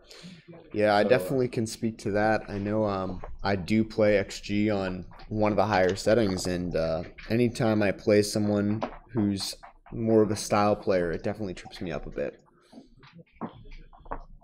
Okay, now this game's kind of taking shape here. Stick's escape one checker. It's got some structure going there, but the double six is going to offset that somewhat. Stick's got to come out. Stick has to just give it a try. Yep. Nice roll. That did not work. So what does that do? Does he leave him the 2 blocks back here? Well, I mean, he's on the bar, so I mean, it's a big blunder not to just good a time as any. Bar point. So, which would be what one would expect, and as we see from the panel, that's what Ed does decide on. But yeah, he's kind of a little skittish of leaving the 2 blocks, but you know, he wants the bar point more. This is just a nasty roll. Yeah, this is and with Ed with the 2 blocks now, giving him the 2 shooters. I considered it. I think at this score I would send. Yeah, and as you can see, it's big it's no pretty- double take. pretty but big Ed's no double. obviously thinking about it here. This is one of those snap takes for Stick that Yep. Stick doesn't like to give to somebody else. He sends it too. he So now I sends don't it. feel so bad. Yeah, so they're like I say, big snap take. That's what Stick had just said he doesn't like to do, and Ed just did it. So let's see how this is a pans great out. roll too, because not only does he hit, he gets that builder there. Yeah, so. Oh wow! yeah, What a great response! roll. What a response! Gets the forward anchor. So now No. Ed's advancement puts him at a disadvantage. Yeah. Where he had those four Yeah. prime with I a mean, builder just on like each. that, swings the other way. So now what's Ed do? Or Stick This do? is he's Stick's going to take number, the and checker, he's gonna go. Which is maybe a little risky because of Ed's builders, but Not when Ed's gonna Stick's dance 2-point board again. Again, Ed needs to go to a different school of rolling from the one that I go to because I seem to do that a lot myself. But so now look at where we're at. How quickly the game has swung. Ed was in a great position. Stick makes that forward anchor with the 4-3, hits the checker coming out of there, and Ed dances with the double sixes. So, wow. Yeah, and here, you could make your 2, but that's a pretty big mistake. So he's definitely. Looks like this is a slight error as well. Yeah, I'm surprised it wants you to run to the 21-12, which you can enter with 1s and 2s, but it gives him those shots. Well, 2-5 is a hitter. 2-5 is the hitter, so 0.75 to do anything else. So Yeah. one of the biggest automatic plays of the match here. 3-2, Stick's got to come to the 3, I think, so that he's got potential of jumping out. They can't make the Cannot make the 9 6 on the right next now. play. So then it's a question of where the 2 goes. Can't make 6 in front of him. And it's interesting here. You see 0.03 difference. Stick does what most people would be tempted to do, I think, certainly including me, is to keep the checker on the 9 to give you more diversity and flexibility Right. for the next roll. XG wants him to pick up the loose checker on the 9 to not let Ed put another checker back. So he Okay. goes a step Really further. going for it. Wow. Oh, and another dance. Jeez. Oh, man. I think Ed needs to throw the baffle box away. Something, huh? Okay, so Stick's 68% in this position, leading 8-2, holding a 2 cube. He thinks about it and turns it down. That's What a roll, Really 6-5. great. I mean, it's hard to Gets out go and wrong makes there. the point. Aces by Ed, man, it's a But it's a slugfest little back too and, late. back I mean, and forth here. But wow, Ed's got the 3 men on the 3 ace is back just a on the death ace. knell. Stick's clear. Now here, I would. look at this panel, no redouble take, and as you see by the check mark, Stick sink this thing. Sure. So, Stick, maybe you can chime in here. What were you thinking? I'm not used to Stick making a .073 error of any sort, much less on a recube with a big lead. So there it goes. Yeah, and I mean, I think it really speaks to the caliber of Stick's play, where what we're getting on him about is a .073 error, a green doubling error, which is often that's like that's a great nothing. play for me. Yeah. Only a .07. I'll review some match on Grid Game, and I'll be relieved if I see it's only a .07 error. Okay, so now Ed's contemplating this, struggling with the contemplation. Obviously, is not an attractive position to be in, but as we see from XG, it's a big take. It's not an easy take, Stick says. Stick says it's not an easy And it take, isn't. and I agree with that. I mean, it's a scary position to be in. Stick's a favorite to make one of those 2 points, and Ed's got 3 on the ace point. So and not a hell of a lot of timing up there to really, to maintain a board. I mean, it's definitely scary, and also if you think about it, it's only 1 point of overage should Ed get gammoned here. So I mean that could be the end of the match right here. That's true. It's true. I mean, almost what have we got perfectly here? efficient. Stick's got 20% gammons at this position. So Ed takes it. There's the point. Like we said, Stick was the favorite to make the point. That's an obvious play. Or People make one can of the easily 2 pass points. this. Sometimes you have to put them to the test, and that's true. I mean, That's right. Good It's point, absolutely Stick. true. He says people can easily pass this. Sometimes you have to put them to the test. And I mean, I as scary as it might have certainly been, would have Ed probably took it. considered passing it myself. I've Because certainly as we passed said, way as Ian better. made the very good point here. This could easily be a match. You know, 3 checkers on an ace game with good time in here. Yeah. I mean, this looks pretty bleak. I mean, if at this point, if I'm Stick, I'm counting the winnings in my mind. Oh, but look at this, a 2-6, not from the bar, so we won't get Ray any credit, but great roll by Ed. And a pretty then good roll by Stick, Pretty good too. reply here from Stick. Get yet another Gets checker another one back. And I mean, a dance here would Ace be deuce, so just, we know what's happening here. Yep. So can't let Stick get the shots for free. And wow. I mean, again, the 5 is kind of awkward, but and he makes the right play. He does slot it. yeah, so like again, I mean, to put another checker on the deuce point is just really ugly Yeah, at this point. there's So you got to slide the anti-positional. 3, and like I said earlier, and it's certainly true here. You can't be afraid to lose, and you can't be afraid to win. Yep. You got to make the right play. Absolutely. And Stick and Ed, they know these things so well and execute them so well. Oh. Yeah, and I think at this he's point, looking at his options again. It's sometimes, these players can visualize very well some of these positions, but sometimes it just a little easier to actually physically look at them. yeah, I definitely prefer to take advantage and see plays in front of me.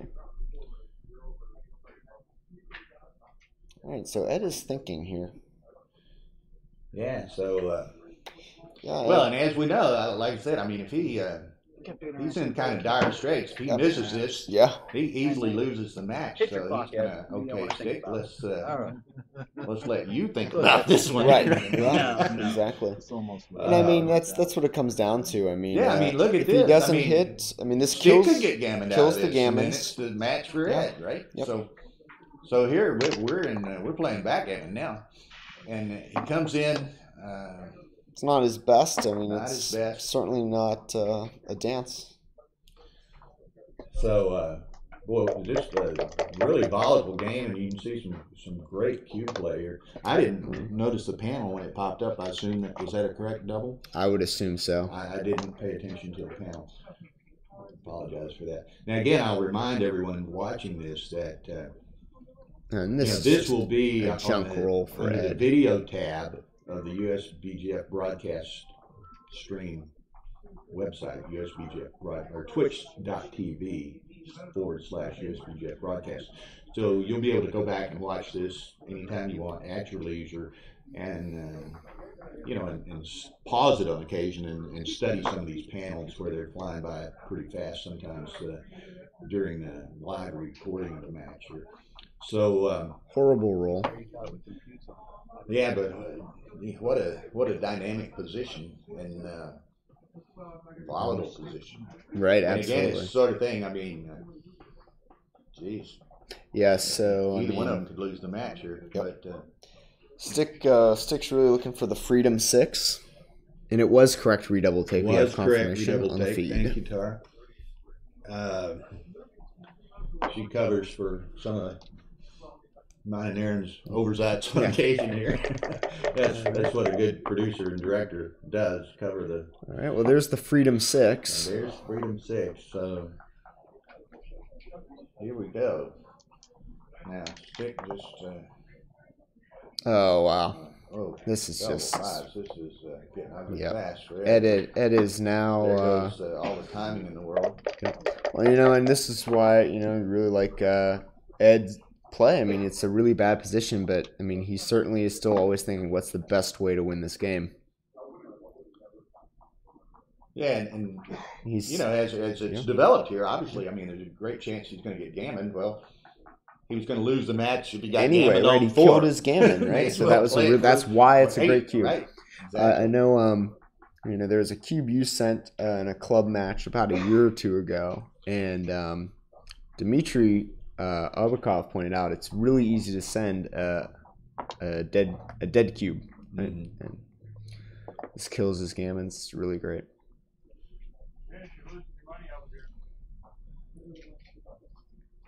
So here's Stick. So contemplating between a couple of pretty close plays here, and again, Stick's got to be super careful to bring this home as efficiently and safely as he can. I mean, Ed doesn't look like he's got much here, but he's got a 4-point board. You know, things happen. Yeah, absolutely. And I mean, I think, you know, there's the temptation. Maybe you think, well, do I want to clear the 6? But definitely not. You want that board to crunch in more, as we're seeing happen now. So now Stick just wants to go there. Okay, 4 is a little bit, So here we go. yeah, Right out of the it's gate. not so good. I mean, Ed's board is in pretty rough shape, but Stick does know how to play it. Obviously, he doesn't want to take one off. He wants to play from the back because it's easier to clean up, less Easier to clean repeaters. up. You know, and if Ed were to hit this, I mean, it's Big deal. It's a big deal, huge deal, and he does. He does hit. And But I mean, even still, I mean, even after that hit, Stick is still like 87% to win the game. yeah, he's huge win. But you know, it's an advantage. Obviously, if Ed's going to get a shot and hit, he'd like to get it as early as possible. Absolutely. And he got the, you know, he got the first shot without the Stick even getting a checker on. Slows it down. So it really So actually, yeah, that's gives him a good lot point. more potential than you know, if Stick already had 6 or 7 Right. or 8 off. Sure. So pretty interesting. Now the key here, obviously, is Ed's got to figure out what's the best way to try to contain this situation and build a board and win the game. And he also it doesn't matter if he gets gammons. he can do whatever he needs to win the game. Try to win the game. So this is a great shake, actually. Okay, so now I wouldn't thought he might have diversified a little to try to contain that checker, but here it comes. So Stick leaves it 7 away, so it's not a direct shot. Good play. 4s. And that's not going to That's hit. not a good play. Not Not a a good roll. I What mean, do you do? Yeah, you just go ahead and take the second one on 2 because it doesn't matter that when the guy's 7 away. So much 7 pips away. there you go. Okay, so let's. Ed could collect another checker again, which he's going to because he didn't get it by. I'm gonna bring it to. Well, I don't know. What do you think? You bring it forward? I think you do bring it closer because you're only paying off. 4-3 doesn't work. Right. Okay, so now Ed needs to hit this guy. Ed's got a couple more potential builders in his own outfield now. He has- so he's in he a has better some position chance. than he was Yep, 3 or 4 definitely. rolls ago when he had the shot. Definitely. And I he's mean- got the ace slotted, Yep. which you know is a. And I mean, Stick has some nasty rolls here. I mean, not everything is going to play where it brings in without leaving a shot. I mean, he has some. So Ed's ready. Yeah. He's Well, setting it up as best he can. yeah. Okay, so now 4-2. This is what we're gonna see ends up being, the mistake. and when I was watching this, I was probably at this point a low intermediate. okay, so then So, Ed comes in, I didn't see makes a a problem point. with Now he's got the 4-point board. Boom, And there it is. 4 or Yeah, 5. always. The absolute worst. And that's roll. the only way that Ed can get back in is to get 2 blots. Really. And that's one thing, and maybe Stick chimes in here in a moment. Oh, I got technical. You know, one thing, and I don't know if it's right or not. Some people but walked away. in those sorts of things, They don't want to I see it. I don't want often to try see. to No, they're set walking away myself because of it. Like So, how it's to I not can't leave do a that. double shot, Right. and because those sorts of things happen, Yep. and there's the the 3-2, he picks up the checker, and now we got game. And I mean, not only does 5-4 do that, I think 6-4 does as well. Yeah. So I mean, it's more than a 10% chance of seeing that happen. Significant. Okay, so again, Ed's got them both back, but now he's just got to position himself to the best he can. Close that board out. You can see we're seeing what numbers might make the ace point even with the back numbers. Stick rolls double 4. Nothing there. 6-4, that's great. Great shake. It's actually he's not too excited about it because he prefer to get the 6 first, but I mean, hey, either one is still just fantastic. Double 6s. Here we go. Fantastic shake. 2, 3, 4. Beautiful. So now Stick's in a real bind on this holding this 8 cube. And what? What a swing. Yeah. It's a backgammon. It's It's classic. way things can swing. All right, double ace. I mean, Stick still doesn't have one off. There's the rare gammon to this thing. Yeah. Or does he have No, one he off? does. He does have one off. Okay. 0%. He has 2 off. You're right. Okay, so forget that. But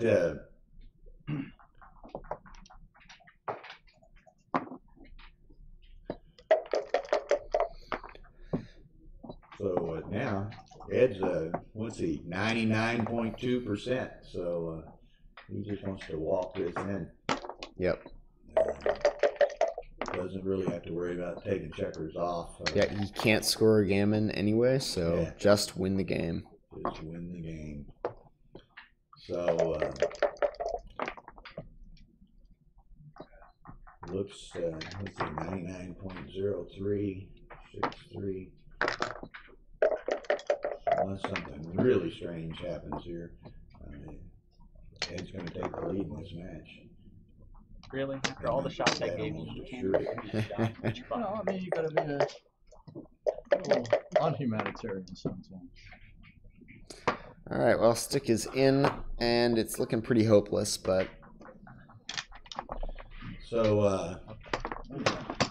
all right, no, and that actually just clinches it. Yeah. They don't even waste time. Yeah, that's just a sick game. Yeah, and as I was saying, I mean, this was April 2016. So at that point, I was low intermediate player, and I didn't see anything wrong with the play that Stick made. Right? It's just all right. Well, it's even in back. You're bearing off. That seems right.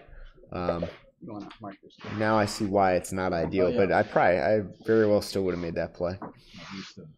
okay, folks. So. Stick was up, what, 7-0, and looked like a... Yeah, looks like it was going to be a blowout. And, here we are. We've got match. And 10-8 Ed. Stick wisely just runs out, tries to bypass traffic. 6-1. Ed's still going to that slot. Marginal error.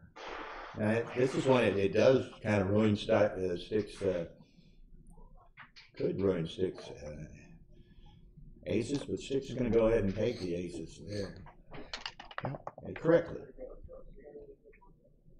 All right. Well, no. Now Ed has a little bit of a choice, but you really gotta hit. I mean, if you can take that bonus checker there. It's the unusual circumstance.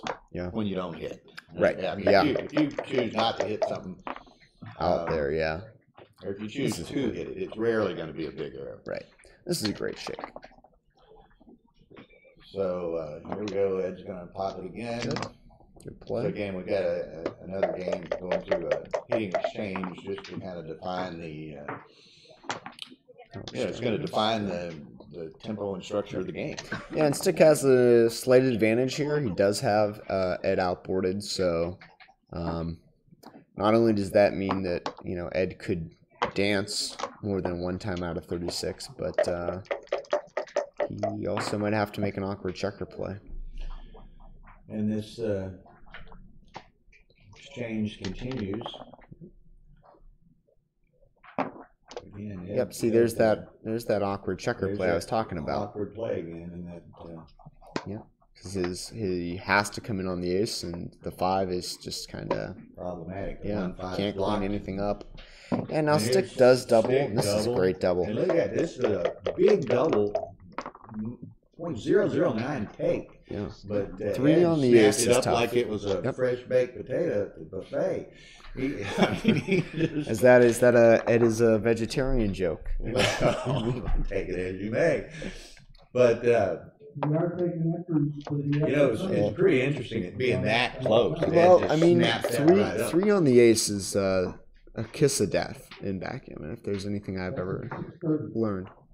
Okay, so your stick's got a number of options here, very little variance in equity. He takes what is actually the best play, but not a huge difference. Okay, Ed's going to take that forward anchor.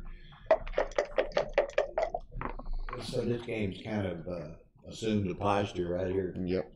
Now this is a little bit of a weird number, and you're hopping off the 5, which yeah, you don't like to give that up, but he really doesn't have anything that's else. just it. Yeah, I mean the 6-3 coming from the midpoint is so you can just see nasty. all the rest of the options were blunders. So even though he didn't want to give up the 5, and now he gets pointed on. Gets pointed on.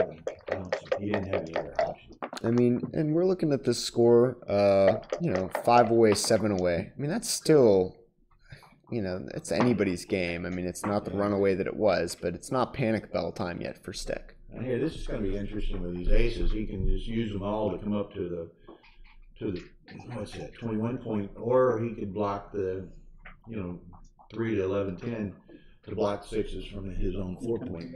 So Stick says him snapping up that cube just shows he doesn't understand the score combined with the position. And that maybe so. Valid point, it seems. I mean, really? That one was. It was very close. It was very close. That's the way I usually do it. Well, he had the 3 back on the ace. 3 on the ace point is, again, that is dire straits, if there's anything I've ever noticed. Yeah, it's pretty unusual, I think, to see. And Ed has time, too. Ed's got a lot of time. Really doing that. Ed's a very accomplished player. For that big a double, and it's a marginal take either way. Can't go wrong. Spend any time Flip a on coin. It at all. Just boom. So that was a bit surprising. Stick makes a good point.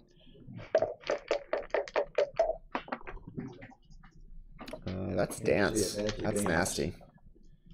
That's nasty. Good. Okay, so. And I think Ed realizes there's no time to,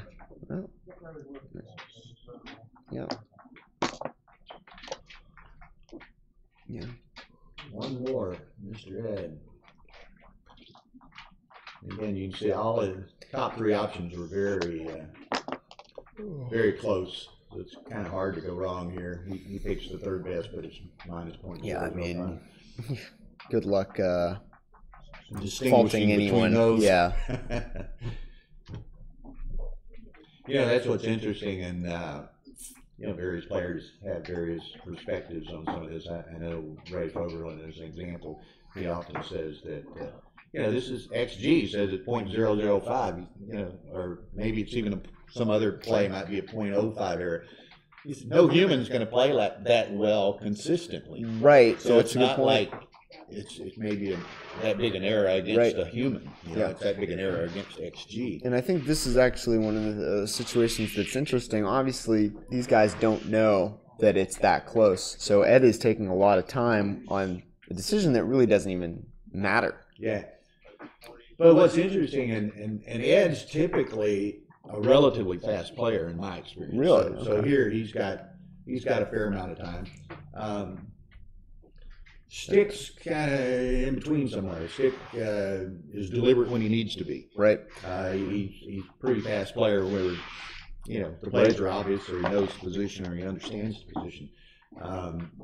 But he's pretty judicious with his time. There's other players, Victor, Mochi, Matt Ungar, a few others who have, they lost on time. Yeah, they are always in time trouble. But they can play with no time. They're good enough that they can play with no time. But they really try to squeeze every ounce of equity out of every play, and so you'll see them spending a lot of time on positions that you don't think they need to. As they should.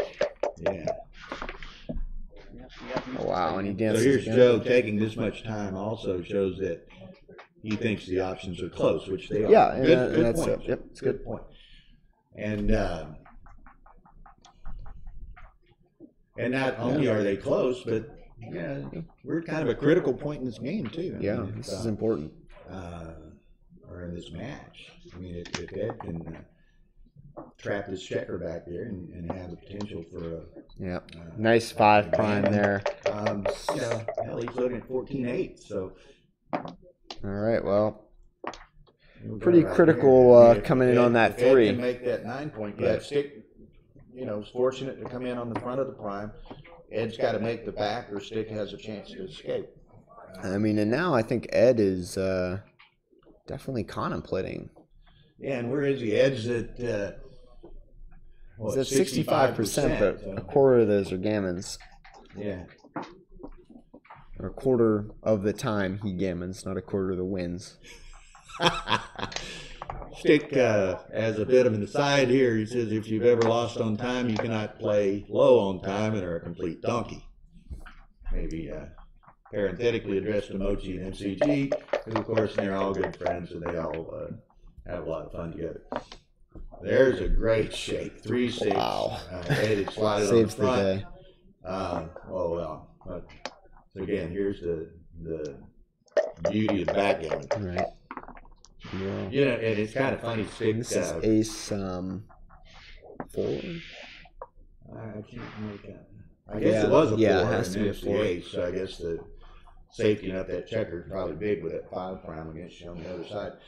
I was going to say it's kind of funny, and Stick and Mochi and Matt and that whole group of players, one are pretty good friends. They all appreciate each other's games. They have a lot of fun with each other.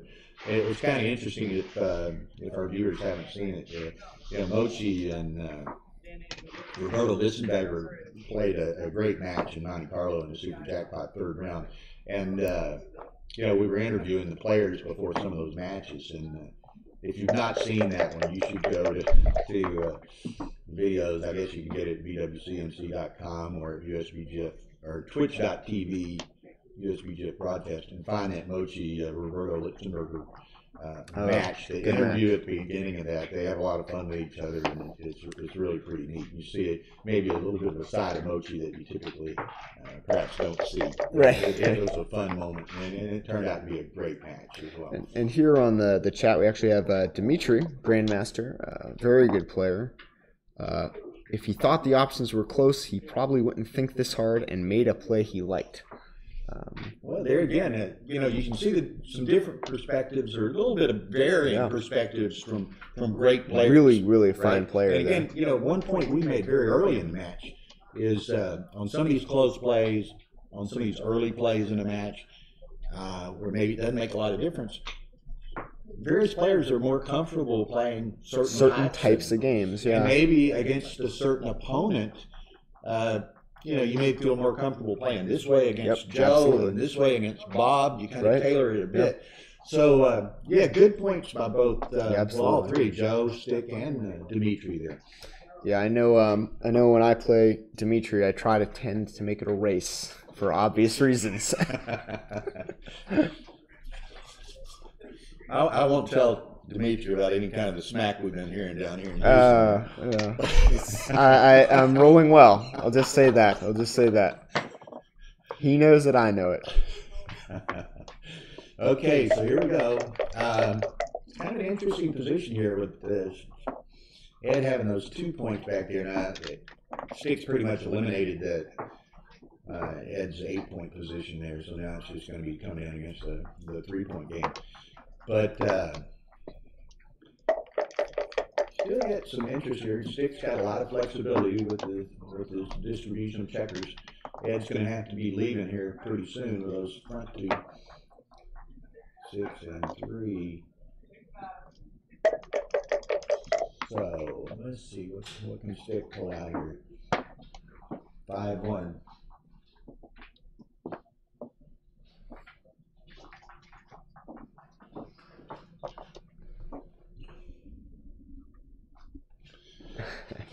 Jay, the producer, director, Mic coming in adjustment. here, adjusting some equipment. So we always appreciate her attention to detail. Okay, Ed's in great shape back there, so if he gets the shot. But I'd rather be stick. I'd rather be stick myself. 4-2, he's gonna make that, so he's got to play on the ace point from the bar. You gotta hit that clock. 6-3. So there's. And where there's a double gap, there's even more hope. Yeah, right? I mean, this is just not where Stick would not want to be, looking but let's great. see what happens. 5-3. So now, I mean, now Ed's got this very nice Now, plan. never pretty much. Go. 4 or 5. Beautiful. Great shake. Hang around. Pretty much erases any hope for Ed. And looky here, double sixes. Yep. So he doesn't really, like Well, to he's to race, he's but, still way behind. I mean, Stick's still in the 90% range, but he's better off He than has he to. was. Yeah, certainly. Better off than he Yeah. was without the double six. Yep.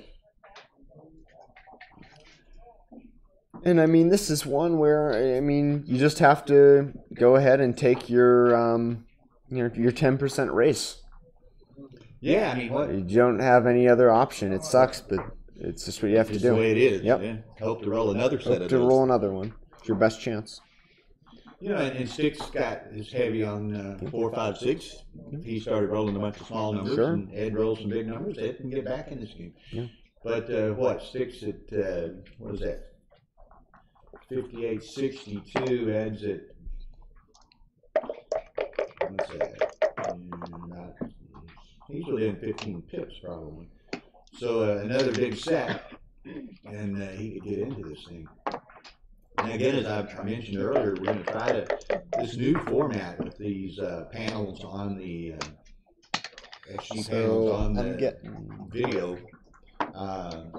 It's really cool. One thing we're missing, and we hope to remedy with some in the future, is to have the pip count on there as well to facilitate people's understanding and analysis of some of the plays. I have 64 pips for Ed, and And now it's down to 20, 35, 40. 40 or so. Yeah. So Stick hadn't rolled that series of rule numbers like we needed to from Ed's perspective. Sure. And Ed hadn't come across with the big, Yeah, I mean, the this big is- crate. Pretty this much is junk. Dead Yeah. cause now. Yeah. Stick's up to 97.5%. Yeah, now it's looking really bleak. Pip count can be done on the next one. Yeah, Oh, Tara fantastic. says pit count can be done on the next one. So, boy, with this these XG panels like we have, and then you throw pit counts on it as well, really going to be exciting. Like I say, I think it's. I really enjoy watching the live play and having the panels as well, Absolutely. rather than a static. I hate having to switch Windows. back and forth. It's just Yeah, and I don't like looking at a schematic that you see from a XG analysis or something like that. I like to watch the players play. I like how I'm sitting here. I don't like having to switch between windows. People before had to roll it out by hand. Yeah. True enough. Typical millennial whining. What's kind of interesting, this is from April 2016, so just 2.5 years ago. But now, of course, you'll see much of the streaming, like the streaming that was done in Monte Carlo and so forth. Much better quality and presentation in certain regards, and we have the player cams, so you can see the players. Absolutely. So, I mean, this would be really even neat. Can you imagine if we had this layout as it is, and maybe over here where the baffle box is, we have a player cam, so you can see, Ed and Stick, their faces, their gestures, their emotions, and so forth, in addition to what we're being able to watch today. And then you throw the pip count on top of that, and I mean, nirvana. Stick has emotions. Well, I don't know. When he plays, I don't know. I saw him get BG'd for a match in New York one time where he danced 3 times in a row to Ace Deuce bear off board. Wow. And I saw a little bit of emotion there. So, Wow. So on occasion, and then there was a time back, and Stickle loved remembering this one, I guess, where he got BG'd maybe for the match when Do you know who it was Patrick against? Gibson cleared the 6 point. Oh, Patrick Gibson. Without needing to. Stick's got one in the air and ends up getting gammoned or back. I guess gammoned. Is that in New York? So he has that was in Vegas. Oh, Vegas. Okay, I know he got backgammon in New York. I heard that. Backgammon in New York was he had one in the air and couldn't get in against the two. You know, it's Something like off. that. Yeah. Rolled double aces or 1, 2, 3 rolls in a row and got BG. So Stick does have an emotion on occasion, justifiably so. Sure. I mean, we all do.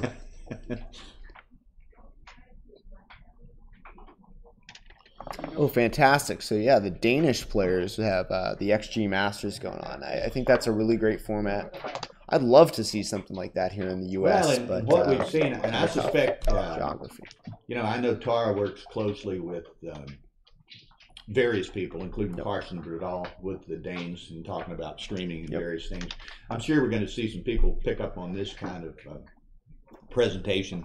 Add the add the you know, the pip count in addition to these analyses, and then you know, and it's great to see people like Joe Russell and Stick and Dimitri and others tuning in here today, and hopefully they like and appreciate what we're doing here today. And maybe we can get some of those grandmasters and world champions and people of that nature to provide some of the commentary going forward. So this is no double. So right now they're playing a 5-point match, essentially, which Patrick did everything not to gammon me in the finals, and the dice simply wouldn't allow him to not gammon me.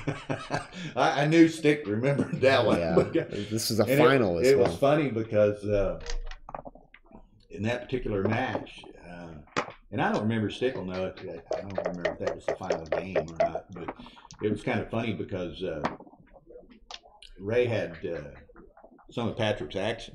Oh. And when Patrick cleared the 6 point unnecessarily, you know, Ray about fainted. He was standing 3 or 4 rows deep and just goes like running down the Riviera Ballroom aisle. Just, you know, try not to give anything away to the match, obviously. Just like pulling his hair out like, Patrick, why did you do that? And like Stick said, despite his worst intentions, he gammoned him anyway. So we have Bob Coca, I assume that is, says, why show video of the commentators instead of the players? Well, good point, Bob. But this goes back to, this match was streamed in 2016, and we weren't using the player cams there. But certainly some of the future usages of this sort where we do have player cams, you're absolutely we'll right. Definitely be seeing that. We'll much better to have those. The focus of the games are on the players and not on the commentators, but you know, we don't have this on this particular video. 5-3 is another nice roll there. So here we go. Obviously, Stick is taking that cube now. Ed's 3 back, and Ed's got a little bit better board, but kind of again, another one of these volatile games could go anyway. 3-5 is good. He gets that. Gets the anchor. And another builder. 4-5 is pretty much junk. That's just gonna probably 3-man back behind that prime is gonna be double. I would imagine. Oh yeah, and we can actually see it is going to be a double and a pass because all the equity is -1. Yeah. Okay. So it is going to be double pass. It's great. We're getting some good feedback here, and again, you know, we've got people like Joe Russell, Stick, Dimitri. Good to see Bob Coca chiming in. We've got some a good viewing audience here, and certainly Ian and I are monitoring this. So if you've got some insight or comments or suggestions that you'd like to add, share them with us, and we'll share many of them with the and I guess most people can read them on the chat line anyway, but we'll recognize those. Yes, very, very strong viewing audience here. Really. So here we go. Great. Pretty good redouble, big pass. I assume that's what happens here. Well, you see the check marking. So redouble pass. That is good. Good. Yeah, 3 back behind that that 4 prime prime is, with 3 builders, which could easily and quickly become also a 5 also prime. look at the he's aiming out there at that. I aiming. mean, it's just Yeah, hit with this a is stick. just clear. So a lot could go wrong for Ed, and he doesn't want to be playing a 4 game. Yeah. 4 cube. It stick's got what 20% gammons in this. So 25%. what, Looks like. what is it? I can't 20. 26, Either 20 or 26. something. Yeah. So I don't think Ed wants to be playing for the match in this position. You hate to turn your own cube down on the recube. But, Right. Yeah. But you know. And Stick's taking his time, and I think this is great. You know, it is a big decision, and you know, Stick I think is gonna. I think we see Stick actually does use most of his time, if I remember correctly here. Well, you know, it's interesting because we've kind of seen varied personality with Ed here even during this match. Sometimes, I mean, there's been several cubes and Snatches it right decisions up. on cubes where he's acted very quickly, and then there's others where he spent a lot of time. So it's you know, and Stick to a lesser degree. You saw him contemplate this for some time, but you know, and maybe with these guys, it's you know, it's familiarity with certain positions. Sure. You know, maybe they've you know seen things just like this a lot in the past. You know, it's you know, again, Oh, the okay. preferences and the way So they this play is games. really interesting. We just had Stick here. He said he was really taking his time to make it look to Ed as if he was unsure about the double. So a little Okay. bit of a psychological So play. psychological play as well. That's really great thanks, play. Stick, for that input. I like that. And that's, you know, and you'll see players do that at times, and you'll see it having some success. You know, it's like we said earlier, and again, not so much the case with, you know, elite type players such as we have here. They're very experienced players, but we saw early in the match one time where Ed had just a terrible sequence of a couple of rolls in Right. a row, and you know, he's obviously feeling bad, feeling down, feeling abused by the dice gods, and Stick puts a cube on him and he drops it like a hot rock when it was a take. So, yeah, and here it is. There was no thought on this cube. I have an excessive amount of time on the clock and wanted him to take. That's There you go. absolutely good strategy. I like it. Good, That's good why point. Stick And a good, is one of the best out there. yeah, and it's you know, it's a good point of consideration for you know less experienced players that are watching a match like this. You know, there's a lot that goes into making the correct plays, making the correct cube decisions, all this kind of stuff. But there's psychology and emotion Absolutely. and you know a lot of intangibles to the game as well.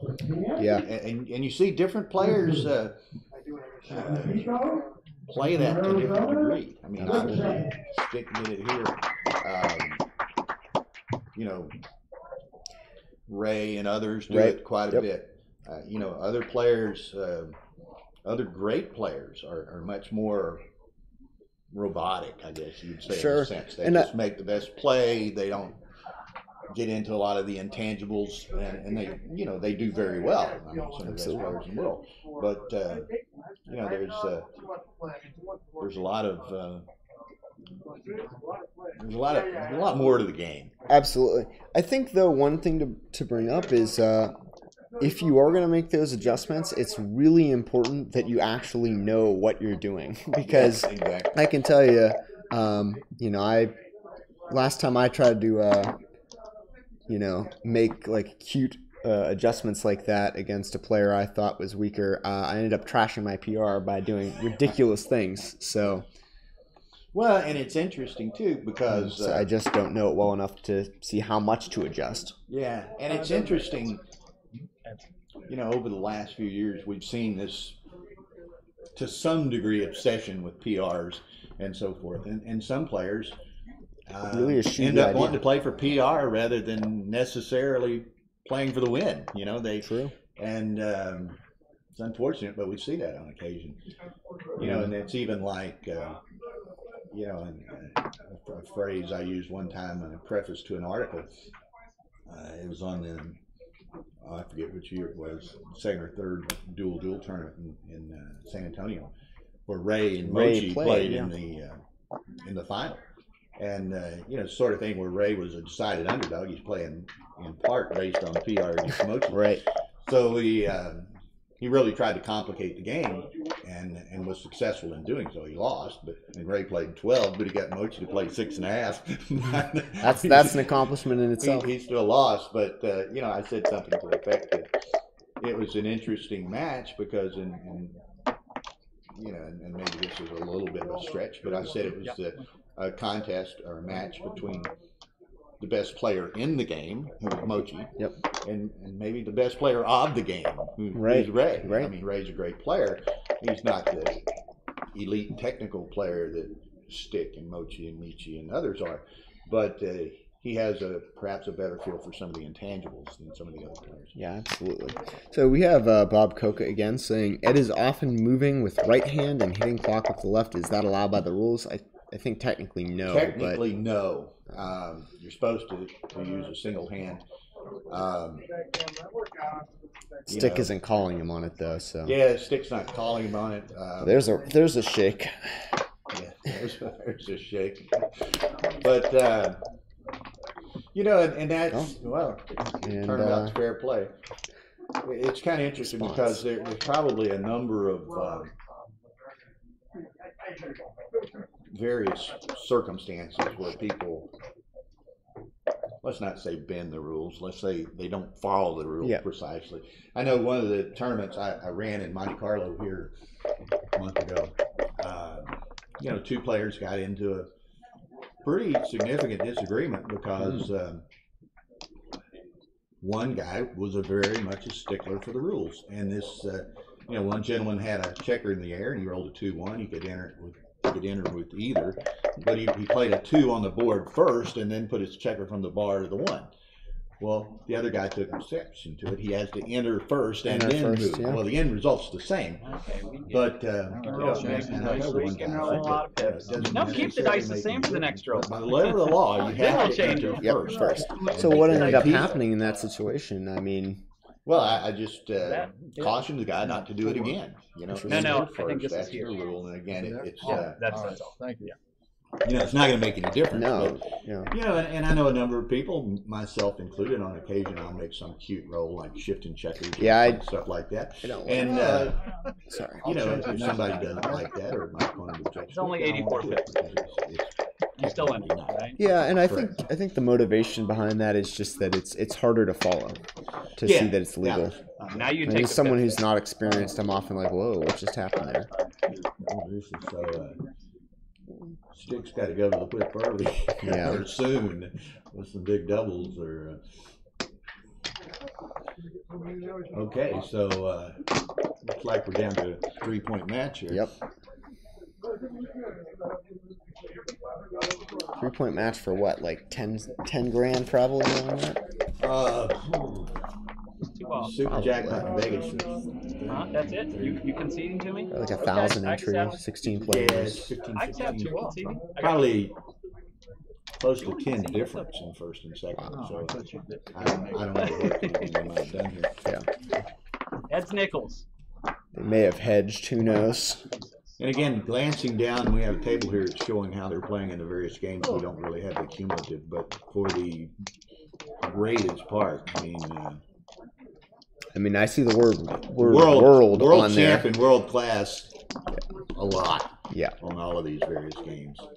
I mean, it's okay. So the 3-point match, we covered a lot of ground, and it's down to this. So.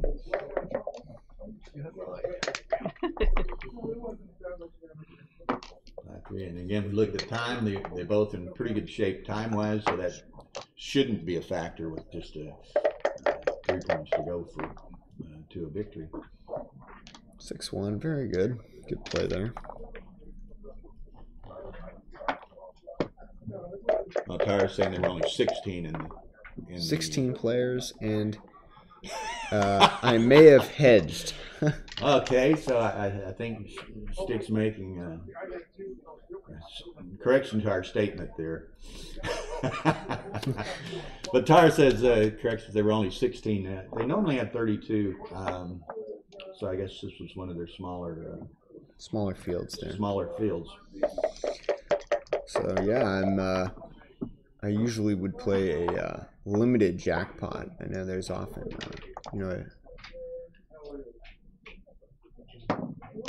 oh, what is that? 2-1.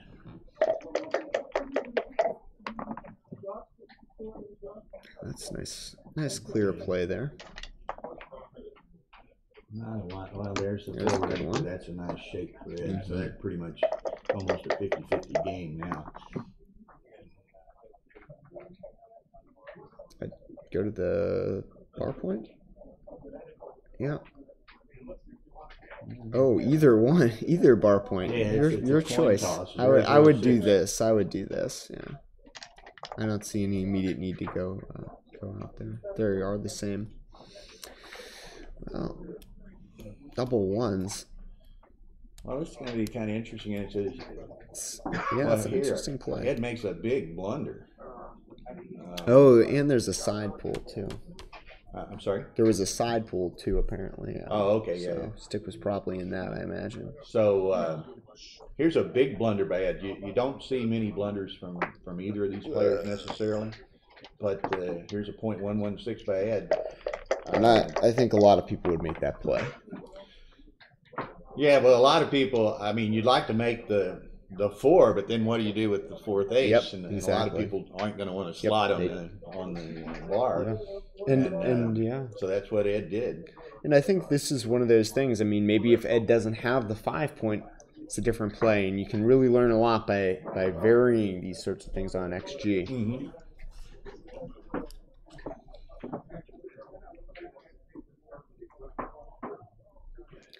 Okay, so still a 50-50 game here. Ed's just kind of surveying the situation, but yeah, he knows it's not even close. okay, so I mean, he may as well hit it if his other play leaves a shot. Leaves a shot anyway. And he gets hit. Stick gets hit, but stick can't cover. Or Well, he cover. can, I'm but it's sorry, not convenient. Okay, It's a nice there's dance. the So now dance. is now stick thinking. 66-33 game. Not sure. 3 away, 3 away. What's the? Let me study that. Some 6 on 4-1. There's the point. Clear play. But Well, it's one would wrong, think, actually. But it's wrong. That's what I would do. I'm a donkey. Deuces? I'm gonna say. Oh wow. Yes, I entered the side pool. Don't think Ed did, but not 100%. Oh. Okay, thank you, Stick. Clear error with a wink from Dimitri. Yeah, I know. I'm not very good. I'm still learning, okay? I'll get there. That's and it's funny as a commentator. Sometimes I take point. It is a tough have to be play. careful because you sometimes Right, yeah. I saw another See, guy that's a the thing couple is weeks I ago should just, look at this. We have this nice XG thing. I should use it. A kibitzer for suggesting a certain play. Like, Yeah. why would you ever do that? And on and on and on. It turns out the guy was right. Yeah. So, Yep. And it is a tough play, as Dimitri's pointing out. and obviously here we have the advantage of being a video recorded match, and we got the XG panels in front of us, so we probably sound at times better than we are. But it's fun to watch a match like this, and to, again, as we said early on, be able to look at the differences in the various play options, Absolutely. the significance of some of those plays. No, this is not a great roll. It has to kind of lose the bar point. Yeah, he was in a position, kind of a strip position, where he didn't have much flexibility anyway. Yeah. And Ed keeps rolling. Double 2 is a Deuces. great I think shake. this is his third set in this game or something. It would be great to do this with some BMAB matches. How much better player adjustment? That's from Bob Coco. I'm not sure I understand What do you mean? exactly the question. So I think how much better player adjustment? I mean, I think Ed and Stick are close. I think I'd back Stick. Oh, I don't know. I don't know what the question is. Fully, I know. Yeah. Okay, so here we go. The 6-5, which is pretty hugely obvious play. The Stick dances, but he doesn't. And oh, what a best shape, maybe. Well, he's got an ace to play. Yeah. Well, the last one's awkward, but it's still it's still a good very roll. nice roll. He won't send it back. Yeah. He gets to come in. He gets to hit, come in, step up, make the forward anchor. And now the real. Now that one seems a little bit cute. Yeah, and as we can see, that's a .028 error. If you were to do that, then Stick's just looking at his options. But there's you don't want to give many more shots. 1-2. Yeah, you don't want to give 1-2 and 1-3 and 1. Well, 1-6 is going to be a hitter either way.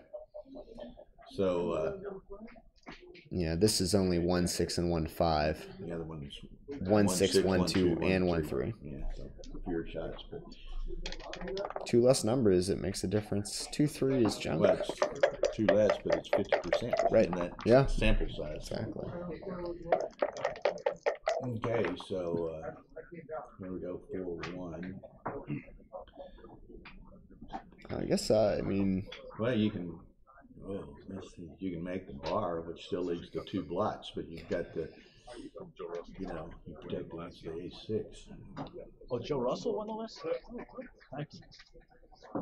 I mean, I guess this is kind of an interesting thought, but we can't see it because of Stick's hand. But that checker there on the midpoint gives Ed a little bit of flexibility if that bar point were made. I bet if that wasn't there, it didn't go through.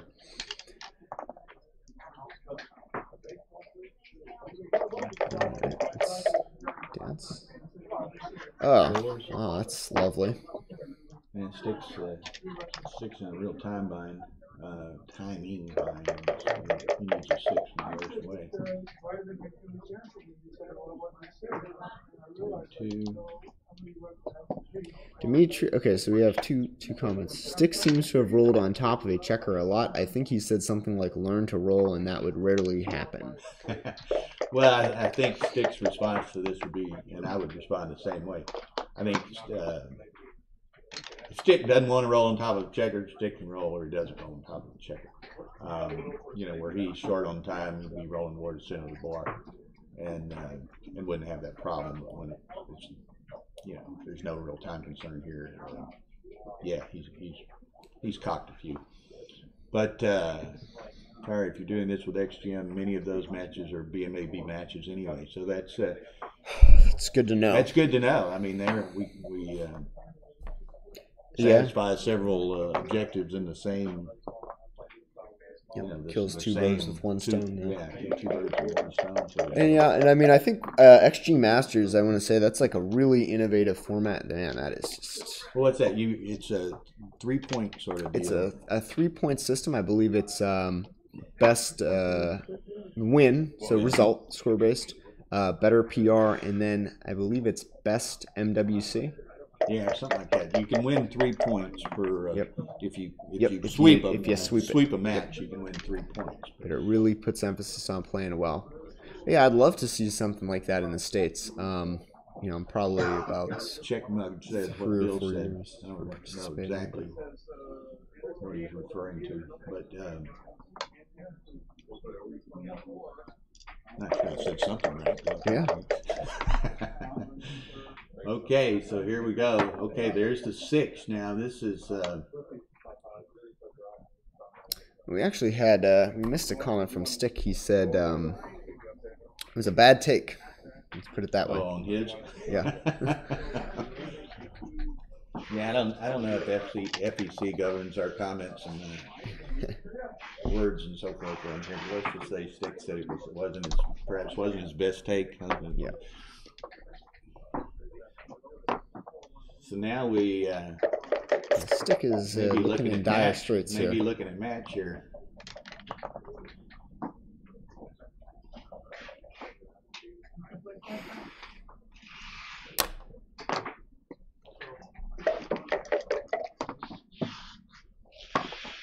Well, He keep can hope anchor, it alive. greatly enhances his chances not getting jammed if he can anchor here.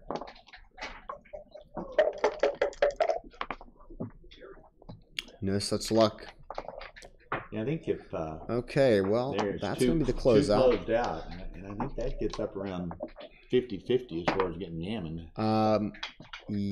Yeah, it's obviously depends 43 on the right now. distribution. Depends on but the yeah. spares, but if it's perfect spares and he's not going to have the perfect spares. No, this Perfect is spares actually is like pretty ugly. 50-50.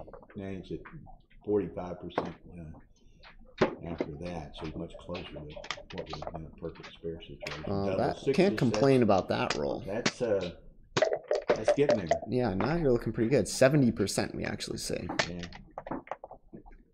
Well, 6-3, so he only gets the one off. Yeah. Stick needs to go to the whip on this racehorse. Yeah. Okay, 5, wow, that's a okay, nice there one. you go. Good. The windows with, And now you know. he's a big favorite to save the gammon now.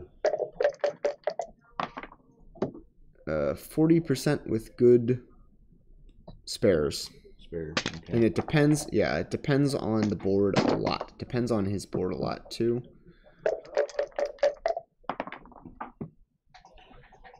Okay, 6 and a 2. Okay, stick. Good. We want to see another game here, guys. So That's not going to count.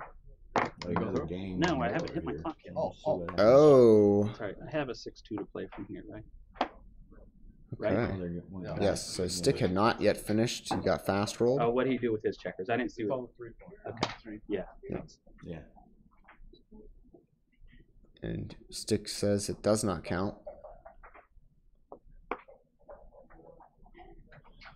Yeah, I didn't look at it real closely. I almost thought it might be the other play, but really didn't have time to think about it. Now, obviously, Stick's taking the time to think about it. And he goes back to his initial intuitive. So he can make Ed have the 6-2 roll, right? Premature action. I believe, yeah. I think it is Stick's choice technically whether that's what gets played. Okay, so Stick's And in, so it's you know, a any set ends non-double it. and it. But he doesn't have Okay, that. we got a game. All right.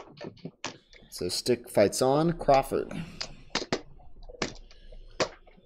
Right, Stick can play with the foreknowledge of Ed's roll. Yep. On that. And he can choose if Ed wants to make him, if he wants to make Ed re-roll, right? Right. Is that the roll? Right. Yeah. So you don't want Ed to have the chance. Yeah. To roll a set, another chance to roll a set. So you definitely And let it him take the roll. Yeah.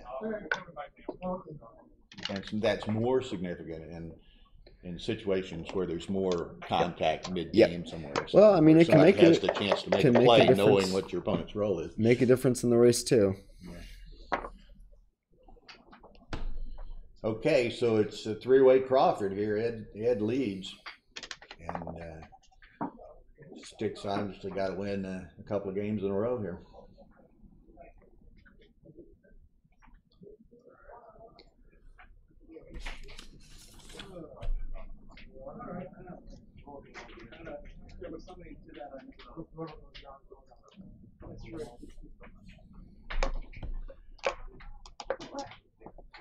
Oh, the double tiger before the term was coined. Yeah, and as you can see that there's very little difference in any of those move options that Ed had. Okay, so now he's going to take the forward.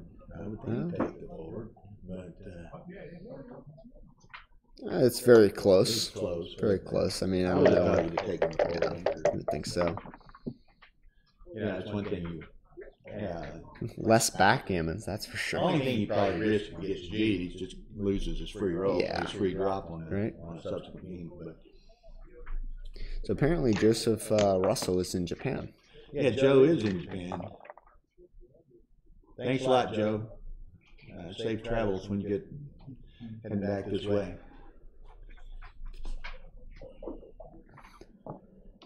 So double nickels for Ed, which moves a lot of freight in the pick count race.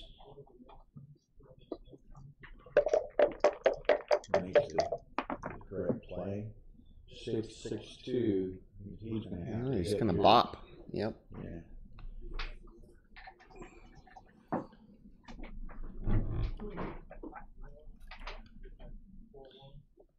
You know, and always, kind of late match we talk about this, but those sorts of slotting plays, you know, oftentimes you're putting the checker where you want to be, right, which is good.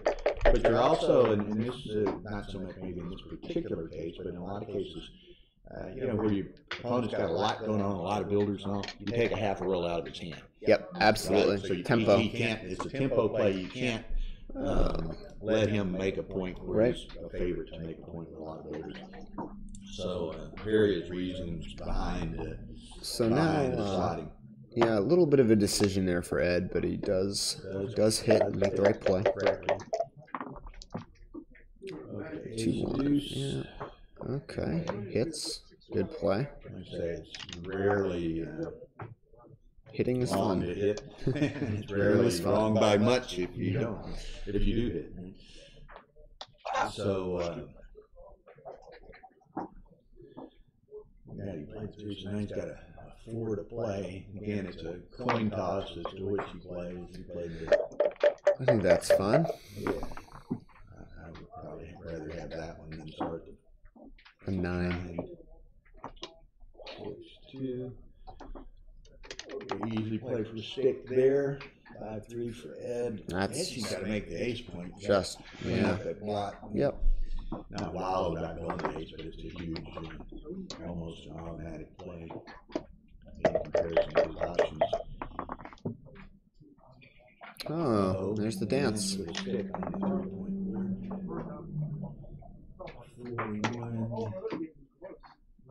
Ed's going to start moving back 2, which is right.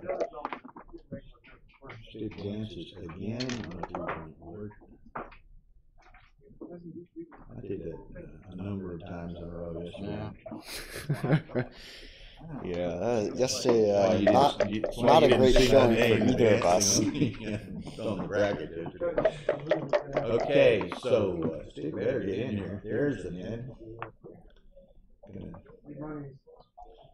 There's bit tempo, bit he wants that point. Ed's gonna have to just go to the 4, I'm sure. Oh, that was the 4. That's the 5. I'm sorry. There we go. Oh, perfect roll. Wow. Fantastic. Easy, no option. Okay, now this is a All right. interesting one for Ed. Well, I'll be honest. I certainly would blunder here. Oh. Yeah, I would. I'd probably do 8-2, 8-5, which actually is the play that Ed's making. Yeah, I don't think I'd have the guts to step off the anchor yet.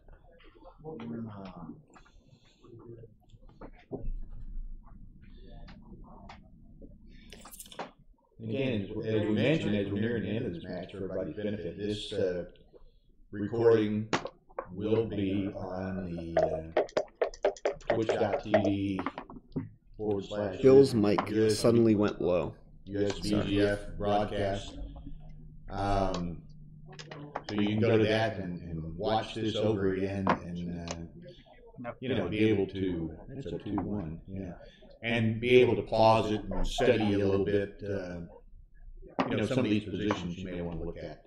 But I really I find it very informative and a good learning experience to watch this match live and watch these panels where by the color coding and the equity evaluations there you can gauge and really learning a lot here. Really great.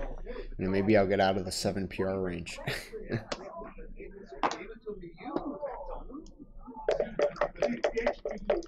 Okay, little input from Bob on the sound, Tara's on top of that. So, but yeah, we really appreciate people's input to these broadcasts. Not only Absolutely. um, In general, better to make the board noise less and commentators a little but more. you know, we're just trying to make this or these broadcasts like this entertaining and informative vehicle for players and backgammon aficionados, and whatever we can learn from people and you know, learn from suggestions that people make. It's better for all of us.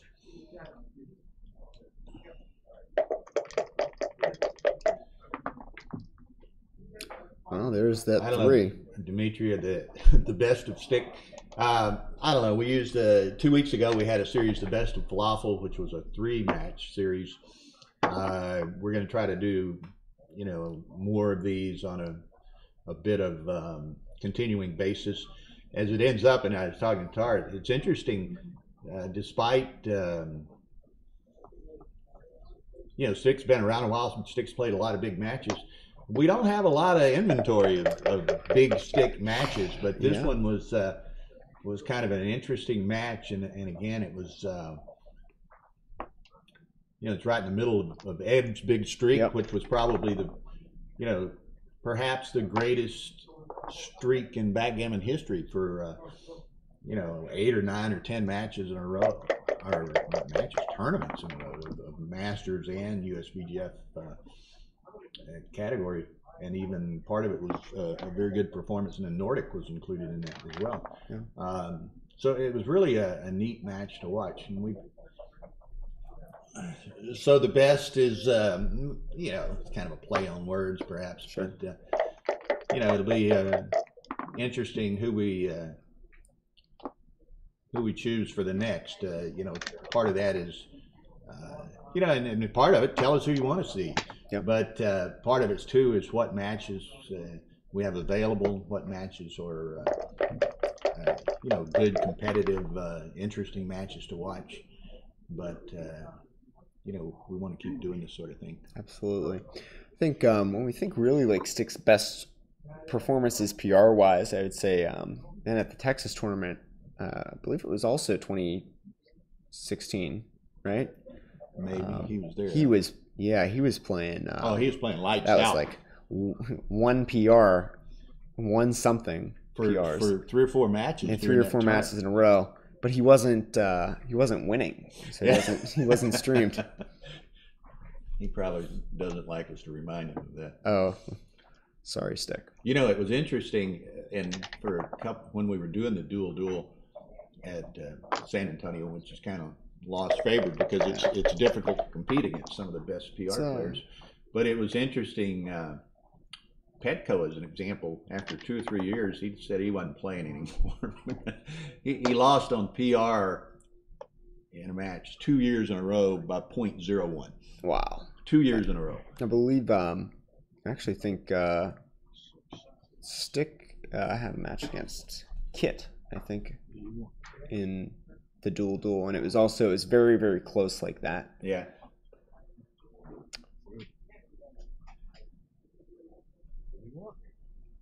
Okay, so Ed's got this 6. He's played 2 of them, I think. So which set does he move? Pretty close. Yeah, it's .011. Ed's obviously he's counting. Yep. Trying to get a. Wants you to hang back. See if that influences his decision somewhat. Yep. I mean, he moves there. I mean, it's very, very close. That's the right play. Now, Ed's got a little bit more flexibility in play right now. Nice small number 2. Yeah. Fantastic. So Stick's only got another 1/6 before he can. Well, and Ed does too, for that matter. So, well, there's a nice small number. Yeah. So they're both loving this. Now here it's kind of interesting. And again, small variations, but yeah, how does Stick plays double ace? Right. Well, I mean, we don't have the pip count, but I assume that he's thinking just try to clear. Yeah, it looks like he's ever so slightly ahead. A little bit ahead. Okay, so Ed's still saving the 6. Yep. Stick's gonna have to. Now, does he play safe and yeah?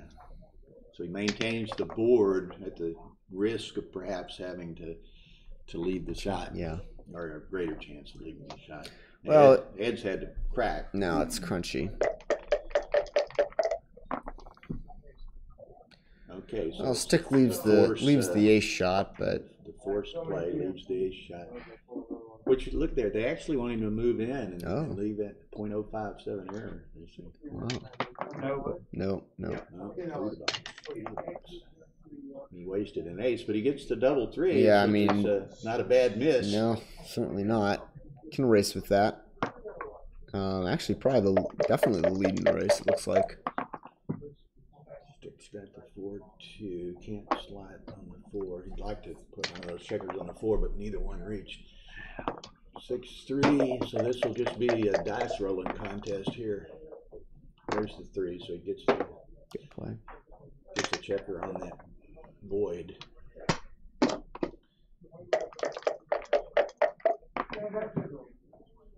Nice shake. 6-5. Ace deuce. Ed's obliging with small numbers. Yeah, not really what you want to race with, but it did remove from the stack of points. No, I don't. Lucky that one Everyone didn't here count. wants to see another game. Okay. Just win a dramatic Piece. Ed's got the void on the 5. I'm used to being around. Yeah, but Ed is on roll. Ed's on shake. That's what a 4-3 doesn't miss. or something else. Get a little bit of a gap there, though. Yeah, and that gap could get a lot worse on that. Absolutely.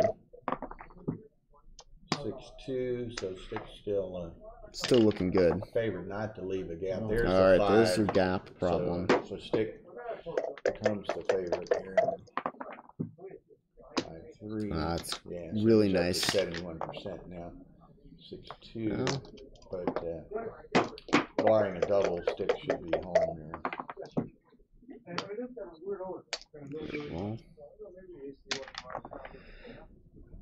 Well, 6-1. this was shortly after the Nordic Open where Ed does rip off the timely double 5 against Konstantin Mitralis, I think the name is. Okay, no set, so we're to DMP. So perhaps as it should be in a match of this significance between two great players. Here we are, DMP. Now Stick gave us some comments earlier. I'm not sure if he's still here. You said Stick, hedge, ha ha ha. How about it, DMP, Stick? Effectively. We didn't have it on cover. Yeah, did we? It is a match to There's Tara straightening up the scoreboard that got messed up. If Stick doesn't play any gambits or games, he just flips the cube out there, as I would typically do. yeah, and you wanna it's chalk it's up, I don't no, care. it's 1 away, 2 away, so there's not really like the trick. You Yeah. can't really get away with that, especially not against a player of Ed's caliber. Yeah. That's not going to go. So here we go. This is it. Yep. And Stick studies DMP like crazy, so Yeah, he probably regards himself as Probably maybe one the of best the best DMP player at in the DMP. world, right? You know, as he does first 3 rolls or something like that. Yeah. Those are kind of his focus things. And, you know, and those are obviously a couple of the key factors that in any match almost, you know, yeah, that establish every game. You've got the first 3 rolls come into play and you kind of set the pattern for a game and take it, you know, seize what equity you can there. And then, DMP is obviously critically important in so many matches. And Stick has put a tremendous amount of work into DMP games. absolutely. As Stick Tara master. says here, Stick is the DMP master. That's right. 5-1, below average shake. Only DMP in first 3 rolls. No, Bob, I think he's pretty strong game all the way around, obviously, but I think those are 2 areas that Stick has put a lot of focus in and prides himself in. He can comment if he would like, if he's still with us, and we do appreciate Stick joining us today and offering some of his own insights to this match. So, yeah, I mean, it really explained a lot as to why he was doing a lot of what he was doing. Yeah, I mean, there was a couple of those big plays. One, he was obviously the sail. Yep. On the one, and then obviously I think, and I don't recall exactly what he said, but on that recube at 8-2, which was a pretty big blunder. Let's take a look. Note that you did not say what he is best at, but what he thinks he is best at. Tennis and poker too. Dimitri has an interesting comment. No, there is also 2-way post Crawford and 4th roll. Oh yeah, he is good in races and bear offs. Yeah, that's not kind of a facetious comment in some way, is it? And it says Stick is still here. He says he's very good at forced moves and not timing out. Have you ever timed out, Stick? Or would that be admitting you're a donkey on occasion? Well, I'm sure he doesn't waste any time on forced moves. Is that what he's telling us? Yes.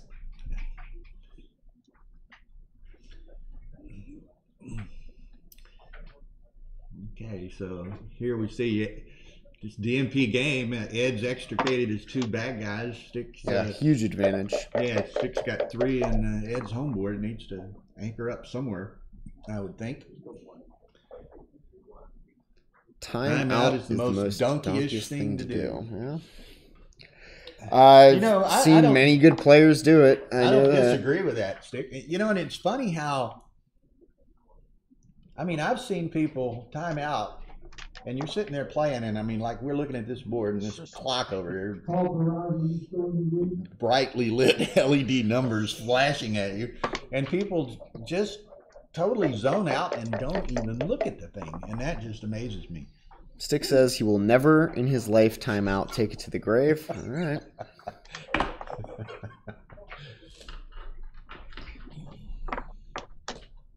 Well, I'll offer you a bet, Stick. If you die before you time out, I'll give you $500. And if you ever time out, yeah, that seems fair. Seems like a pretty fair way to go for it.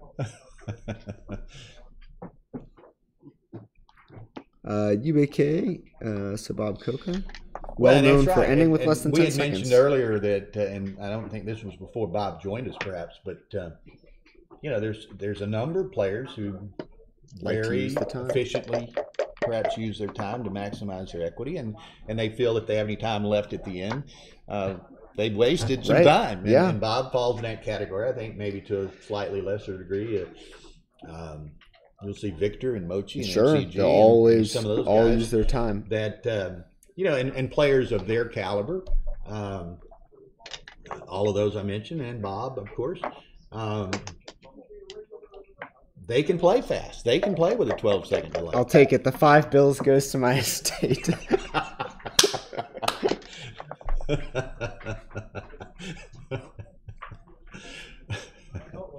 But again, I mean, Mochi, Victor, MCG, Stick, Bob, name any number of players, and they can probably play as well on the buffer as most of us can play with time. Oh yeah, better on the buffer than most. I certainly that's a rule. I certainly wouldn't. Want to play Stick or Vic or Mochi in a high stakes speed gammon by any means. Yeah. Much to Victor's dismay, I did win the Faster Masters against him in Charlotte 3 or 4 years ago now. I'll admit to immense amounts of luck. Sure. But it's fun to play that way sometimes. It is. And it is a little bit of an equalizer.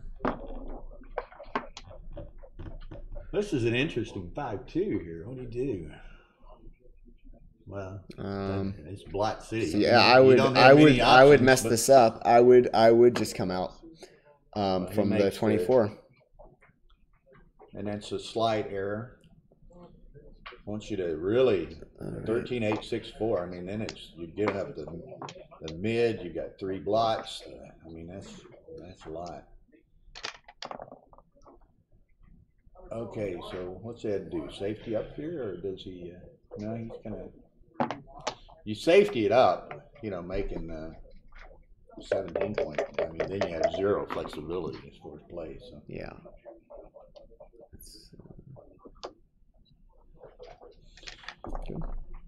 You know, and that's a really good play by Ed that a lot of people don't realize. You'll end up seeing people make points like Ed could have made on the 18 there, or make it in their outfield somewhere where they have 2-2-2 all over the place, and you just don't have any flexibility at all. Yeah. And it may look ugly, but sometimes you put just 4 on your midpoint or something like that, rather than having 2 sets of 2, and you've got more flexibility. Yep. And whatever bad thing you can learn that. You can learn that lesson pretty quickly sometimes. Bill, I think Bill Roberti calls that like robustness. I think is what he refers to. Oh, okay. Okay, so which is another 4-4 for Stick. He bowled one earlier, just a couple of rolls ago. So Stick says that errors are magnified at DMP. A slight error is a huge error. Fair enough. I mean, fair enough. Significance. I mean, there's no recovery from the small error. Right. Oftentimes, you know, you get in the middle of a match somewhere and you make some little error, and even if it costs you a game, but here it's do or die. Oftentimes. Absolutely. And I know in chess they often say it's not about who makes the most mistakes; it's about who makes the last one. There you go. And in backgammon, sometimes true, but usually a player that loses might not make any mistakes. Okay, so it's kind of a classic standoff here. Yep. A very classic standoff. Pretty much imagine perfect play here. It's kind of hard to screw these ones forced. Up. Okay, the 5-4. Okay, he's making his board. Now they're both vulnerable to 6. Well, I mean 6-1 for Stick, but. I'm going to go ahead and just say bye-bye midpoint. Okay. Once to leave the contact there, the gammons don't matter, so this is... yeah, XG wanted to bring them both down. He chooses not to, and Ed rolls the aces. Now again, here, I suspect Ed's not going to play them forward. Well, it's still 7. Even if he plays them forward, they're 7 away. So yeah, do play them. Yep. I was thinking initially it was 6 away. 7 away is the golden point, if you will. Okay, so good thing he doesn't split them up. He knows better. Another ace? No, 2-3, so Ed can live for a moment with that.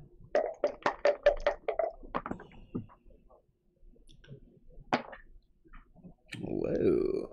Yeah. Isn't that so nice? Kind of interesting. And again, it makes little or no difference. I'm like, almost everyone would have not made that play, I think. And he gets a shot as a result of it. He would have got the shot anyway, I guess. But this is pretty much huge and doesn't connect. Man. Can make the board. He might get another shot. It's definitely more than an outside chance. 92% for Ed, though. It's getting dark.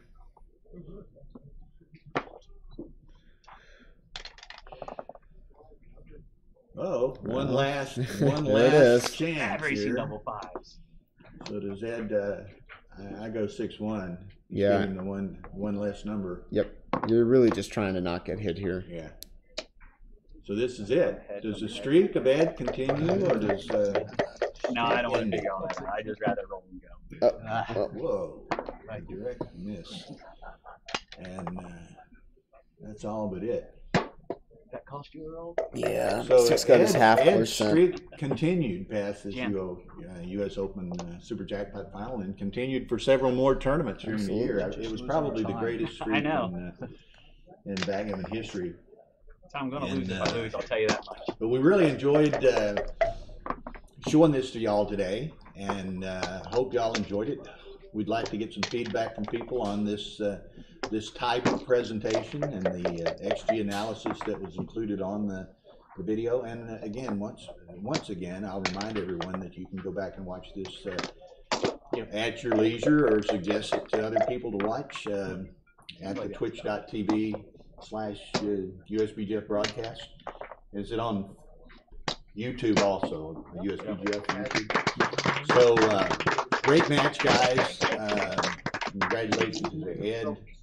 Good to Really stick. great. Looking Great at match the by XG both. analysis at the end of the game here, Stick played 4.24. Ed played 4.68. So All right. excellent We'll get play. the Not money. their best Yeah. matches, but All right. I extremely mean, strong. I certainly Well, wouldn't complain. Go to think about going So anyway, Ian, I appreciate you joining us here Yeah, today. of course, it And, was fun. play on our US team. Hope I know. everyone enjoyed the presentation, and we'll let you know when we're going to There's do a lot it of again. traveling. So goodbye Turkish from Houston. Airlines. I got And to let us know which players you'd like to see. Right. Yeah, give us some Yeah. suggestions as to matches and/or players that you'd like us to add to our best of whomever series here. So until we see y'all again, bye.